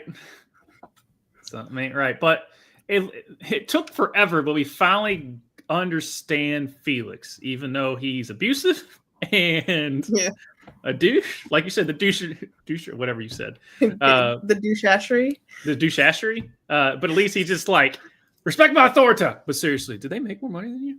Yeah. Okay, cool. All right, let's just go. That's pretty much. All right, chapter 37. We're now in December. This December of 74 AD. Amara is now running her own loans behind Felix's back. Yeah. Using Rufus as her banker. Right. She's cheating him. And cheating him makes her feel good. Yep. Dido saves their spot in the bread line while Amara is doing her little deal, and comes back to Dido in the line, and Dido tells her that right now, the deals that she's making, the look in her eye, she looks like Felix. Yep. Rufus has promised Amara he's going to buy her, but he's going to delay it. He's been delaying it. He's just like, let's wait, babe. I'm going to do it. I promise. I'm going to do it. I promise you. And then Amara promises Dido that if Rufus gets her out, she will find a way to get Dido out as well. This is not the first time she makes this promise. She makes this promise over and over again to her. And then Rufus at the end of the chapter is like, hey, babe, I rented this new place out for you. What do you think? So, thoughts on this chapter? Oh, Amara, you're going down a slippery slope.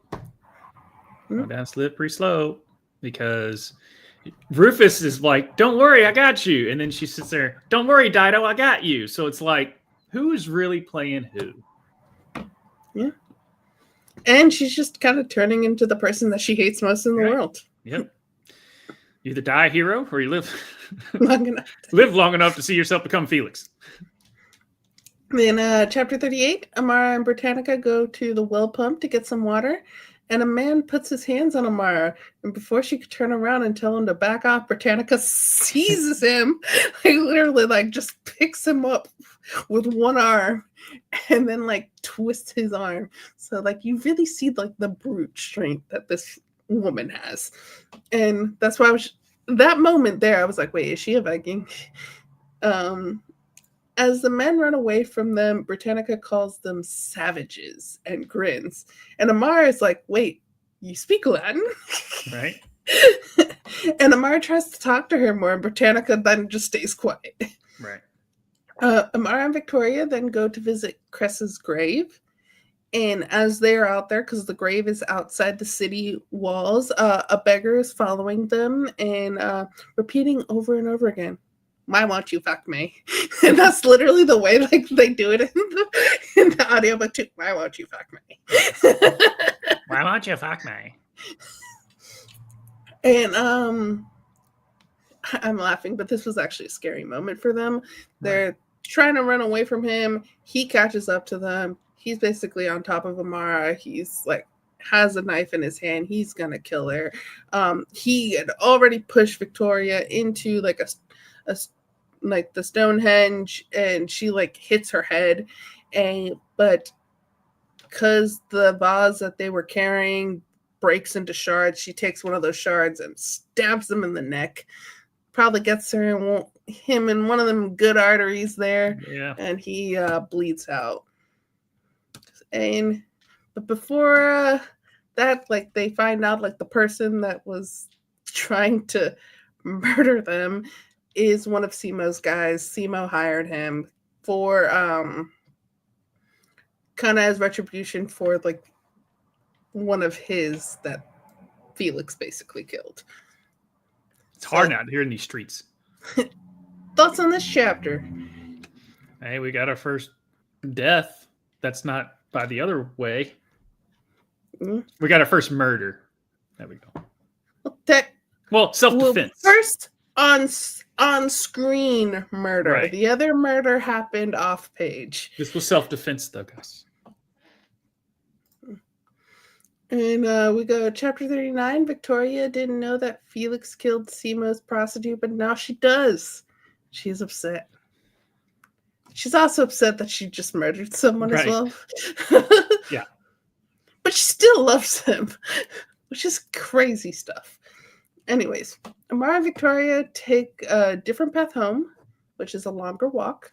They then go see Felix, and Victoria recounts everything that happened to them. Felix holds Victoria, and Amara notices that no man has held her the way Felix is holding Victoria other than Menander. And she's like, wait, does Felix also love her back? What's going on here? And Felix says that he will take care of Simo. And as Felix continues to comfort Victoria, Amara says it's nothing to cry about. He fucking deserved it. She's kind of like over like, stop crying. Right. And Felix yells at her to shut her mouth. Felix then comes over to Amara and says, she just saved your life. Have some fucking gratitude. Not every woman is a heartless bitch like you. And then goes back to console Victoria. Rufus' slave comes to pick her up from the brothel, and he warns her that Rufus' father is joining them for dinner and warns her not to be alone with him. After the initial meeting and Amara performing a song for Rufus' father, he approves of her and uses the words, once we buy her. And as he leaves, he caresses her body very inappropriately and says, not a bad investment at all. Gross. Gross. As Rufus walks his father to the door, anger wells up in Amara because she thought Rufus was going to buy her freedom, not just buy her. Right. When Rufus comes back to kiss her, she denies him and asks, what did your father mean that I can join your family household? And Rufus answers, that's just what he's like. He knows about the place I've rented. He'll come around. Amara then asks, does he know you will free me? And Rufus doesn't look at her and asks, would it be so terrible if I didn't? We'd still be together. You wouldn't be at the brothel. And that's when I'm like, what a piece of shit. Amara tells him, I can't believe you don't understand the difference, withdrawing herself from him. And Amara continues, I lost myself when I was sold. Why would you keep me as a slave if it is in your power to set me free? Rufus answers, it's not so simple. My father is not too keen on the idea. I don't know if I can defy him on this. Freeing you, I would have to give you the family name. It doesn't just belong to me. Rufus then promises to her that he'll never let anyone hurt her. And that's how that chapter ends. And this is how you found out that Amara was nothing to Rufus but a side piece. Then again, she was using him the whole time. They're both using each other. Let's say it's like, how damn you, Rufus? But wait a minute, Amara's been using him the whole time.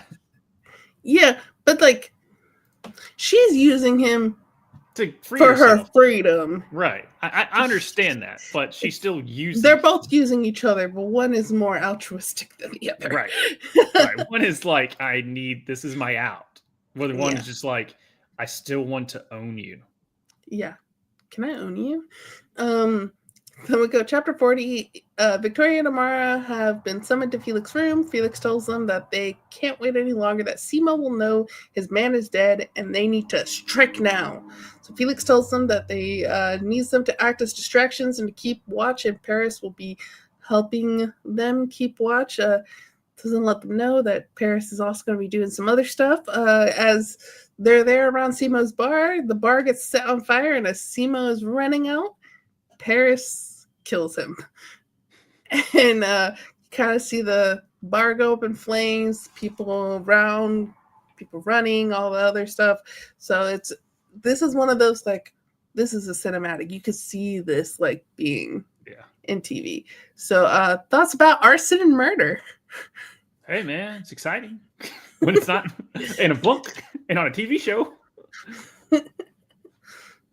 I mean, but it's basically they came to a head. Like, you kill my guy, I kill your guy. This is brothel gang war. Brothel gang war in Pompeii. In Pompeii, I can't believe there's fire in Pompeii. Spoiler. Chapter 41. Victoria basically has moved into Felix's room since she has spent every night there after they got attacked. And everyone in the brothel is thinking, is Felix going to marry her? They've been together up there a lot. 3 days after the fire, Felix sends for Amara, and Victoria is draped over Felix when she enters the office. Felix says, time for you to go back to the brothel. Amara gets up to walk out, and he says, not you. Time for you to go. Looks at Victoria. For a moment, both women think he's joking, and then they realize he's not, and Amara sees something break in Victoria. She walks out of the room, eyes dry. That's what we talk about. Like, she gets spoken of like she doesn't cry a lot. Right. And she had that one moment crying by herself, but this moment, even though she probably wants to cry, she's eyes dry walking out. She's broken. Felix tells Amara, he has the audacity to tell Amara, I missed you. Who else do I have to do my accounts?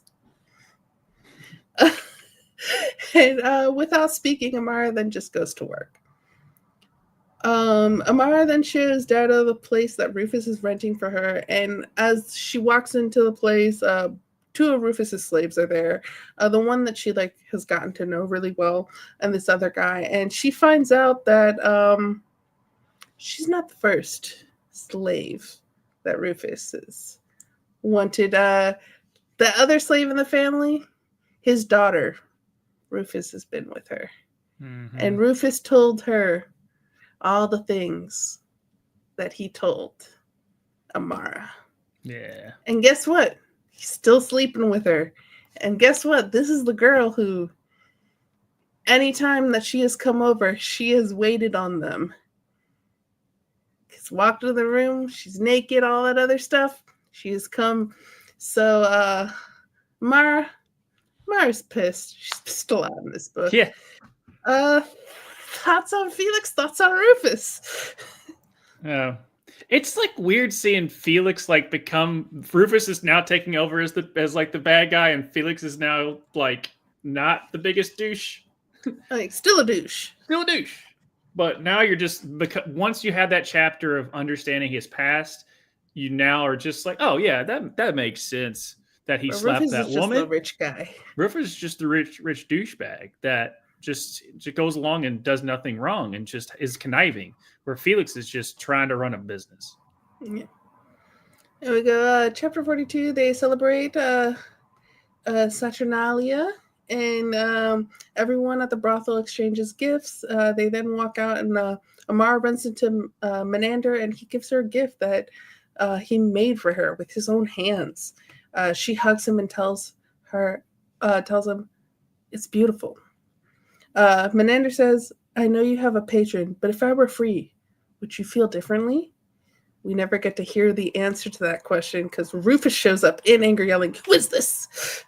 And Amara lies and she insults Menander, calling him just a slave boy and that she doesn't know him and like says some other stuff. And she tries to return the gift to him, and as she's handing it back over, she drops it and it shatters at his feet. Yeah. And they're both looking into each other's eyes, and whatever affection there was for her that Menander had, it's gone, no longer in his eyes. Mm-hmm. Rufus apologized for being jealous and then makes an offer to buy Amara on behalf of Pliny, the elder, which that's a twist. We got here like Pliny's back, and he's actually the one buying Amara. And Felix accepts the terms, and then Rufus, on behalf of Pliny, then grants Amara her freedom and gives her Pliny's name, and she burst into tears. Thoughts on the change of events for Amara there? So you got your freedom. What did it cost you? Everything. Everything. It's basically what I was like, wow, she had her Thanos moment because, and I definitely understood what Menander was. He was just like, really? At the end of the day, you still are, what we have is still not worth enough. Like he's not enough. She's just, oh, he's just some slave boy, blah blah blah. And she tries to hand it back and shatters it. She's just like, she cares more about everything else than him, and that's how he feels in that situation. And the thing is like she got stuck in a rock and a hard place because she cares more about her freedom than being with him, no matter how hard it is. And Menander's like, all right, I'm done. Like I no, obviously I'm not worth enough. Is what he. And I think like part of it too, I think Menander respects her going for her freedom. Mm-hmm. I think it was her insulting him and then breaking the gift is what broke everything. Right. If she would have been like, hey, I'm choosing Rufus because for my freedom, Menander wouldn't have hated her or wouldn't have. The look in his eyes wouldn't have been there. It is the insulting him and then dropping the gift. Yeah, it's a symbol. Yeah, that changed everything there. And the thing too, yes, she gets her freedom there, but what if Menander's also had just recently got his freedom or something and is now offering that to her, but you never get to hear the end of that. You never get to hear the end of that conversation, which that's sad there. We don't know. This was a very bittersweet moment for Amara in this situation. And you can see that here in chapter 43, Amara is going through a lot of emotions at once. The pain of what she just did to Menander, the ecstasy of freedom. Rufus then leads her away, and as she's leaving, she notices someone's about to attack Felix. And Amara worries about Dido, and Rufus says, the others will look after her. This is no place for you. She doesn't obey him and continues to watch the fight. And people around are thinking, oh, this is for the celebrations. They're just play fighting. Nope, it's a real fight. Amara pleads Rufus to help, and he does nothing. And then she yells for Britannica to come help her, and Britannica comes to her need. Felix dodges a strike from a knife, and it lands into Dido's back. Yeah. The crowd realizes that it's not a performance, and they pull the mask off the attacker, and it's one of Simo's guys. The crowd then beats him up, and Amara goes to Dido and is by her side as she dies. Britannica says she is gone, with no one remarking that, hey, she can speak Latin. Right. Amara turns to Felix and says, "You did this. That knife was meant for you. You killed her. You did this." And then, like, Rufus's slave, like, picks her up and takes her away. So, thoughts on the death of Dido? Again, what did it cost her?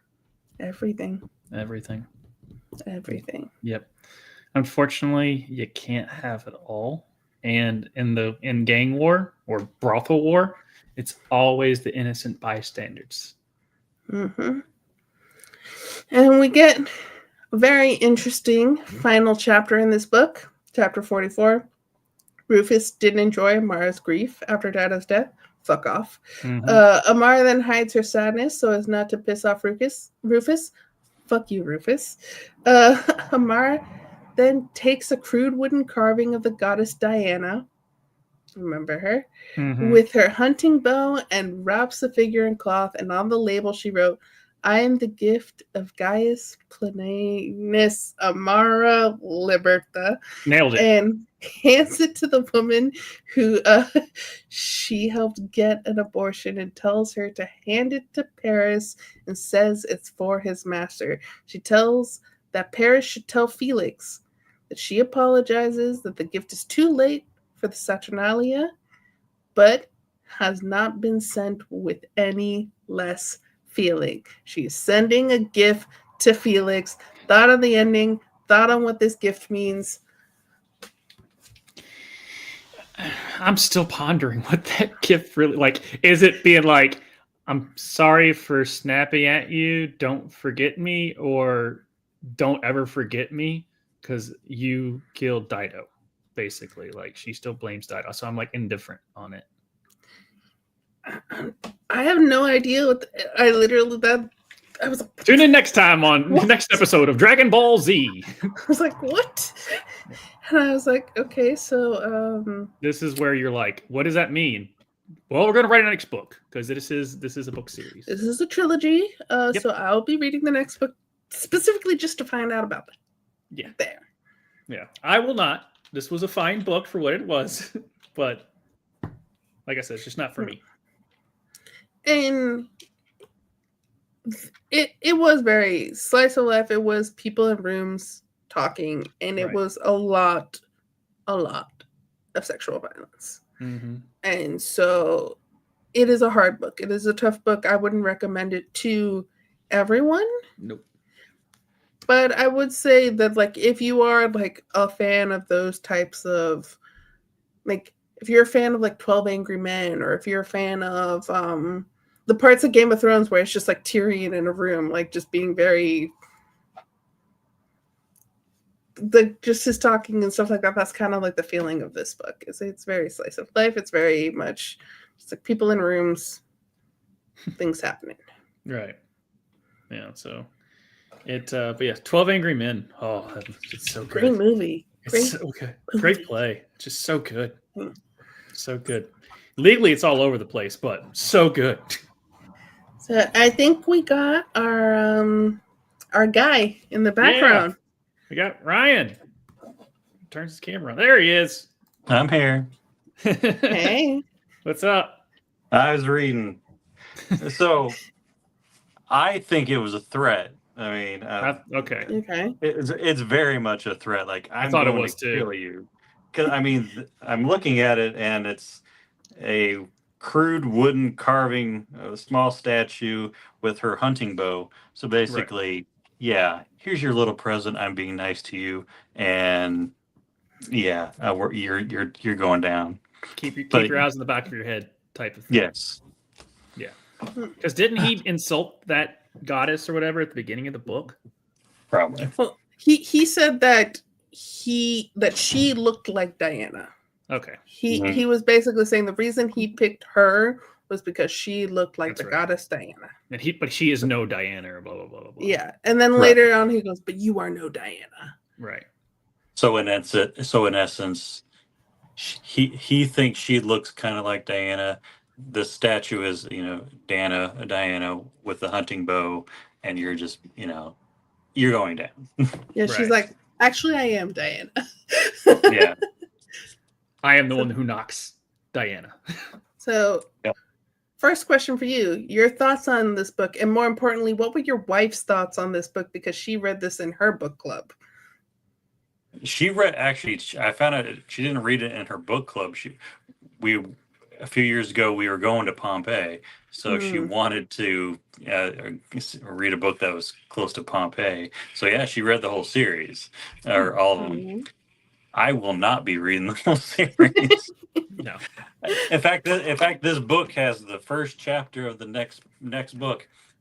I did not read it. I'm like, I'm good. I feel depressed after watching. If I want depression, I'll just watch the news. Yeah, and this was one Or where What's Eating Gilbert Grape. this was one Sure. where like I was reading a lot of chapters like back to back to back, like in Me short too. succession of each other, and I was just like, how much more depressing can this get?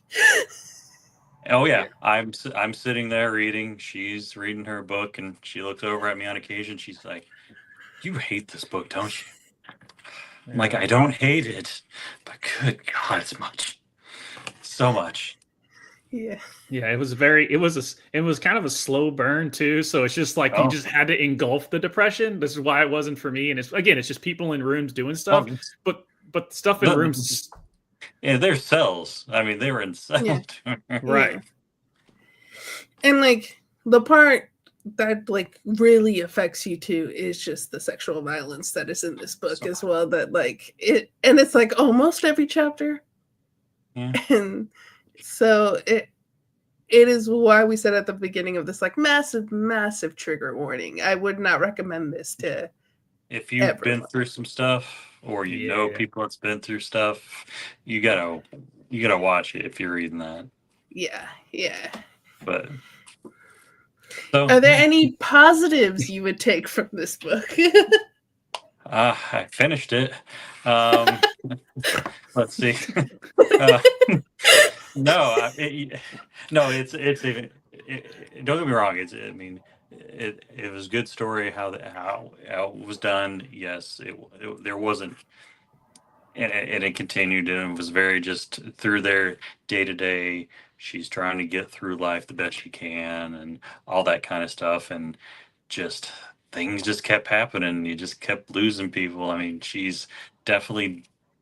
I gave up so much, and like, yep. And I wasn't totally surprised there at the end. I'm like, yep, you lost your guy, you lost your gal, but you got your freedom. Was it worth it? That's and there's still two more books. Yeah. I wonder if like the last book is Mount Vesuvius erupting, and how many people are going to die. Kit Harington. Mount Vesuvius. That was a Pompeii reference. The movie Pompeii is Kit Harington's in it. Yeah, I mean, you'd almost want to read it to see how she and all her people handle whatever is probably going to happen. But I'm like, no, I bring it up all the time. I think I got book 6 over here of a different series. I was going to say, you have Dungeon Crawler Carl to read. It's right over there. Dude, there were so many. I saw so many like TikToks and stuff of people at Dragon Con. There was like 100 Dungeon Crawler Carl cosplays. Like that book is taking over for the series. Yeah. So they did. They did some of the whatever book drawings online or something. Where I saw that. I'm like, well, I'll see what happens with that. But yeah, I'm I know it's a whole different type of story, and it's not the most, but not very sexual violence though either. No, it's very Rick and Morty meets Borderlands. Yeah. Also, side note, awesome shirt. Yeah. Actually, no. Actually, it's this shirt. Yeah. Yes. Did you have that made? Yes, I did. Yes, I did. You need to send us the link. That is awesome. I need that. That is amazing. I love it. That was time travel. I needed some enjoyment. I think I actually ordered I it want that shirt so while bad right now. All right, that's our while show. Going on our merch store, which we have none. yeah. While reading this, I'm like, I need to take a break. And I got a hold of our pin, whatever. I just went online, did it, Shutterfly, and I was like, all right, Mhm. piece it together, finding some ones that worked. I'm like, when I think time travel, I know we're not talking about this at the moment, but I think time travel, I think Back to the Future. So Yeah. I was like, you know what? And this was me thinking, all right, Doc Brown trying to explain time travel to Marty, and he's like, and he just gives up. He's like, just time travel, bitch. I just don't understand it. That's my best Marty. I can't do anything better than that. Yeah, it's all good. This is heavy. So Oh, it's time that, travel, bitch. yes, so I wanted to wear this for uplifting of Yes. Yes. after yes. this. Not very uplifting. It only took less than a week to show up. So Yeah. So now we've read the Schindler's List of the book club. Not reading that again, except it's I not as mean, good as Schindler's List. I know there's two more books, and my wife kept asking, so you gonna read the next one? I'm like, I just don't think I can. I will eventually read book 2 and 3, and then I will tell you guys what happens. I ain't doing it. That's fine. We can give our 2.0 recap later for the people who actually did read it. And then, Right. they try to redeem Felix in a sense, and I'm like, I don't want him redeemed. I don't think they're. See, you view it like as a redemption. I don't view that part as a redemption. I view it as like, this is why he is the way he is. It doesn't excuse him, but it just shows that his background. Yeah. And then it also shows like who Paris could be too in the future. Yeah. It's and maybe, you never know. I mean, he's still got two more books. I mean, but I guess you said it was like 5 years though until it blows, so it won't be. So that ain't happening. Right. At least not there. Not there. I guess I guess maybe the author was going with, you think Felix is bad. Let me introduce you to Rufus. Yeah. And I think Rufus is more of just like the typical like rich asshole. Just typical rich. Yeah. Yeah. I don't know if he's really done like the same spiel all a different time. He seemed a little bit naive and maybe a little bit young, a little bit much. He doesn't seem smart enough to be to have done this multiple times. I mean, he just hasn't had the same issues by any means, and he lives his life in the plays and everything else, thinking, "Oh, this is what it's like." I'm like, no. Rufus is more like dumb, whereas like Felix is actually like evil. Oh yeah, he was also, and he's been through some crap. And he let it affect his life afterwards. I mean, everybody's through stuff, but you can go into the curve or go exact opposite. And he did what was done to him, and who's done to him, and who knows how many. It kept going.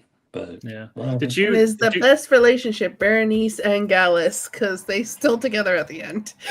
Yeah. I mean, maybe you'll actually learn more about him. Right. Did you know that Pliny the Elder was an actual historical figure? I did not. I was told that she and actually she didn't tell me what figure until now you guys are telling me. I'm like, oh, okay.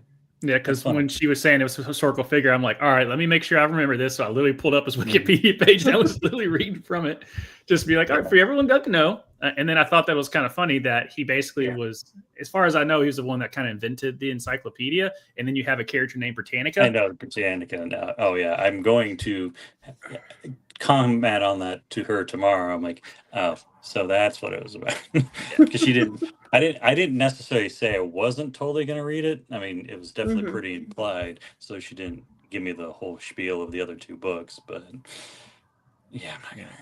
No. Not for me and Ryan. No. Hey, no. But next month's book, because I'm totally terrible at this, so it ended up, instead of being a voted on book, I just chose for everyone, is a much more, it's supposed to be a lot more fun. It's the Monk and Robots, the first book in that series. Okay. So Well, I guess couldn't Ryan. it couldn't be any less. I mean, it would be enough to be an upper. So Brian, this book was basically like the AJ Brown of the books that we've had, because it seemed promising at first, and then it just was depressing of the performance of a book. Yeah. Yep. I'll have one catch for the one target. Yes, that was it. One target. One target. Tune into Fantasy F Around on Monday. We'll go more into detail on, and plus I'm facing Tushka, and he has AJ Brown. I was like, oh, this is gonna be a fun. Yes, I'm sorry. We are facing Tushka. No, I didn't fare too well today with Pacheco. So yeah. Okay. Well, did you at least you didn't have Xavier Worthy? No, I watched him go after 3 snaps. Yeah.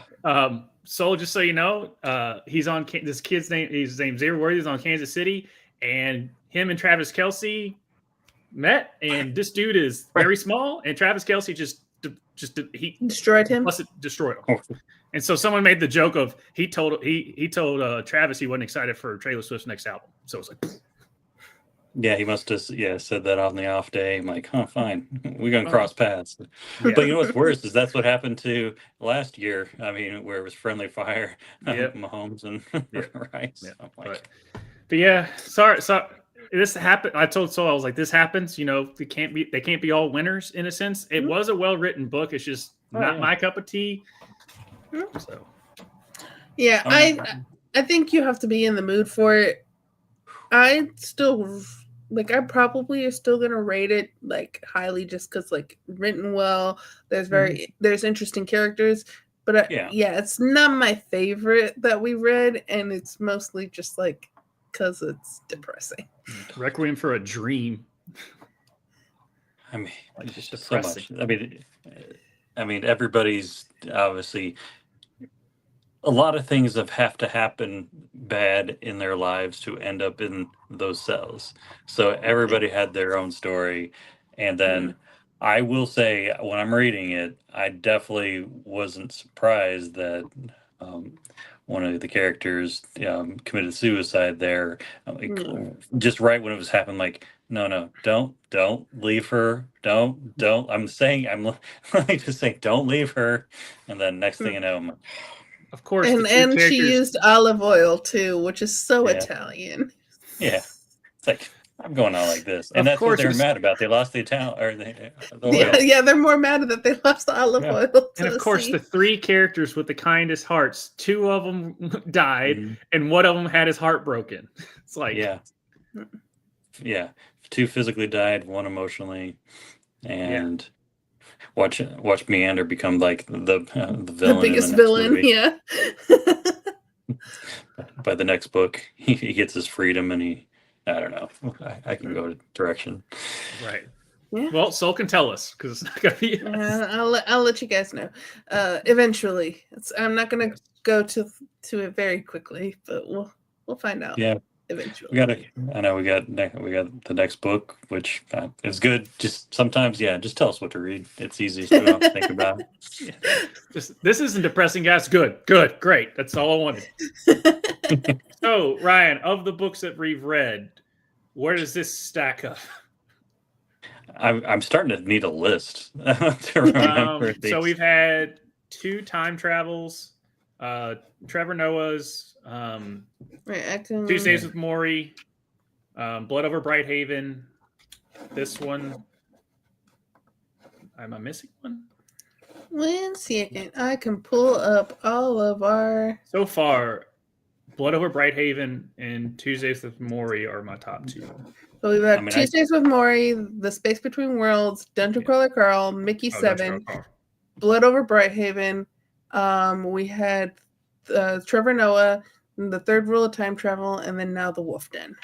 Okay, so Dungeon Crawler for me, not really any order. Even though Blood Over Brighthaven, Tuesday with Maury, and Dungeon Crawler Carl. I can be on board with that because obviously I'm still reading said series for one of them, and They haven't put his audio. They haven't put the audiobook for Dungeon Crawler Carl on Spotify. They only have It's only on Audible, and I think it's only going to stay on Audible. I'm not going to pay for Audible just to pay for the book. And I'm not paying for Audible now because they're doing some shady shit. Yeah. But I would say Blood Over Brighthaven is my favorite, and then Dungeon Crawler Carl is number 2. Yeah, I know. I think this is all being a standalone book, so it's like but it's fine. That helps. It's a good book. The reason I would probably put Blood Over Brighthaven over Dungeon Crawler is because it just felt so grounded in the world that we were in. Whereas Dungeon Crawler Carl was great. It's my sense of humor and stuff, but I got more out of the characters and just the stakes, and you get the full arc. You get the full arc, and it was just Well, which one was where you went to the? Oh, we also did Mickey 17.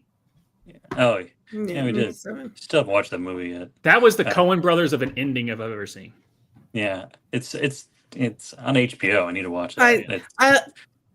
I said it before. I like the movie more than the book, which is rare. It's been to the point I've forgotten the book, so for the most part. But I just now came to mind. But sorry, I was cutting you off, Ryan. Go ahead. Which book was it where they went to the different the space between worlds? The Doppelgangers? Okay, that's the one. Yeah, that one. I mean, I think I enjoyed that one too. I mean, but at least that one is more in the middle. I like all those different ones, but I will say this Dungeon Crawler series is some of these books get some weird stuff. So so being grounded, not so much for that. No. No. I mean, I'm still in the second book because I'm a crazy person that reads multiple books at the same time. So it's like my ADHD is just like, hey, let's read a chapter from this book today. Let's read a chapter from this book today. So what I've read of the second book, I'm like, I still love it, but I'm like, yeah, this is crazy. Yeah. But it's my type of crazy. The third rule of time travel was cool, but I didn't care for the Inception ending. I just didn't care for that. Yeah, I don't know. And I'm not reading each. Like I'm to the point where I have to read one or the other, but I am switching off back and forth. So I haven't started this other one yet. I'm going to read it next because I haven't, because I got to turn back to the library before I read the one you just gave us today. So I just. Yeah. Now Soul's a teacher. Read this book. Okay. All right. What chapter are we on? Chapter 4. You're too far behind. Catch up. And I think this the book that I chose is a novella, so it's short. So everyone should be able to read it. Yeah. Well, tell that to everybody else that's in it. Make sure they do that. Well, do that reading. He said in our Discord, T did say that she knows it. Yep. And now need an excuse to actually read it. Yeah. And might as well.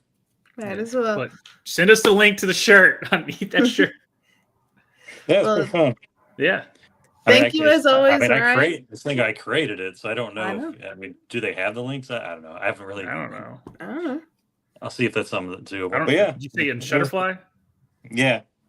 Yeah, I don't know how Shutterfly works. So I don't know, me neither. So as I was saying, it was literally created. So one of a kind. But that's fine. Get my own. Our own book club merch. That's fine. Hey, I'm here for it. Can you just come back each time with a new book club t-shirt? But thank you as always, Ryan, for being of course our one and only. Although we don't want you to just be our one and only, but we love that you are. Jump on. I know. It's good to have at least consistency. I mean, it forces me to actually read books that I normally wouldn't. So there you go. That's the beauty of it. All right, Ryan. Hope your fancy team wins. At least this week. But then once me and Saul plays you, we will kick your ass. There you go. That's fine. I need to actually figure out who yours are. So Hilltoppers. All right. See you, man. Good night, y'all. Good night. All right. So we did it. We did it again. Another book down. One that I will not be picking back up. It's okay. Where can the people find us, brother? The people can find us Monday. Me and Tushka will be breaking down everything that is in a world of fantasy because football is back. It is glorious, and I am so excited about football. And then on Wednesdays, you'll see us two, along with Tushka, breaking down the rest of the world of sports and Rep Sports Wrap It Up.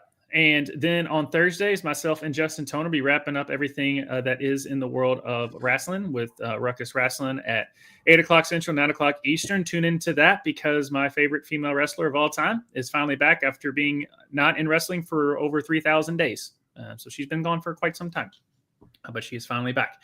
And then our book that we will be doing for the month of October. Soul, tell us about it. A Psalm for the Wilderbuilt. All right. Monk and Robot is the series. I think it's only 2 short novellas. So we're going to read the first book. If you want to read the second, you can. Yep.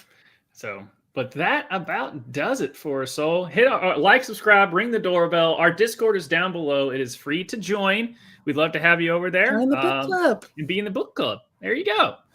Doing all that. So that's all we got going for us. So let's get out of here.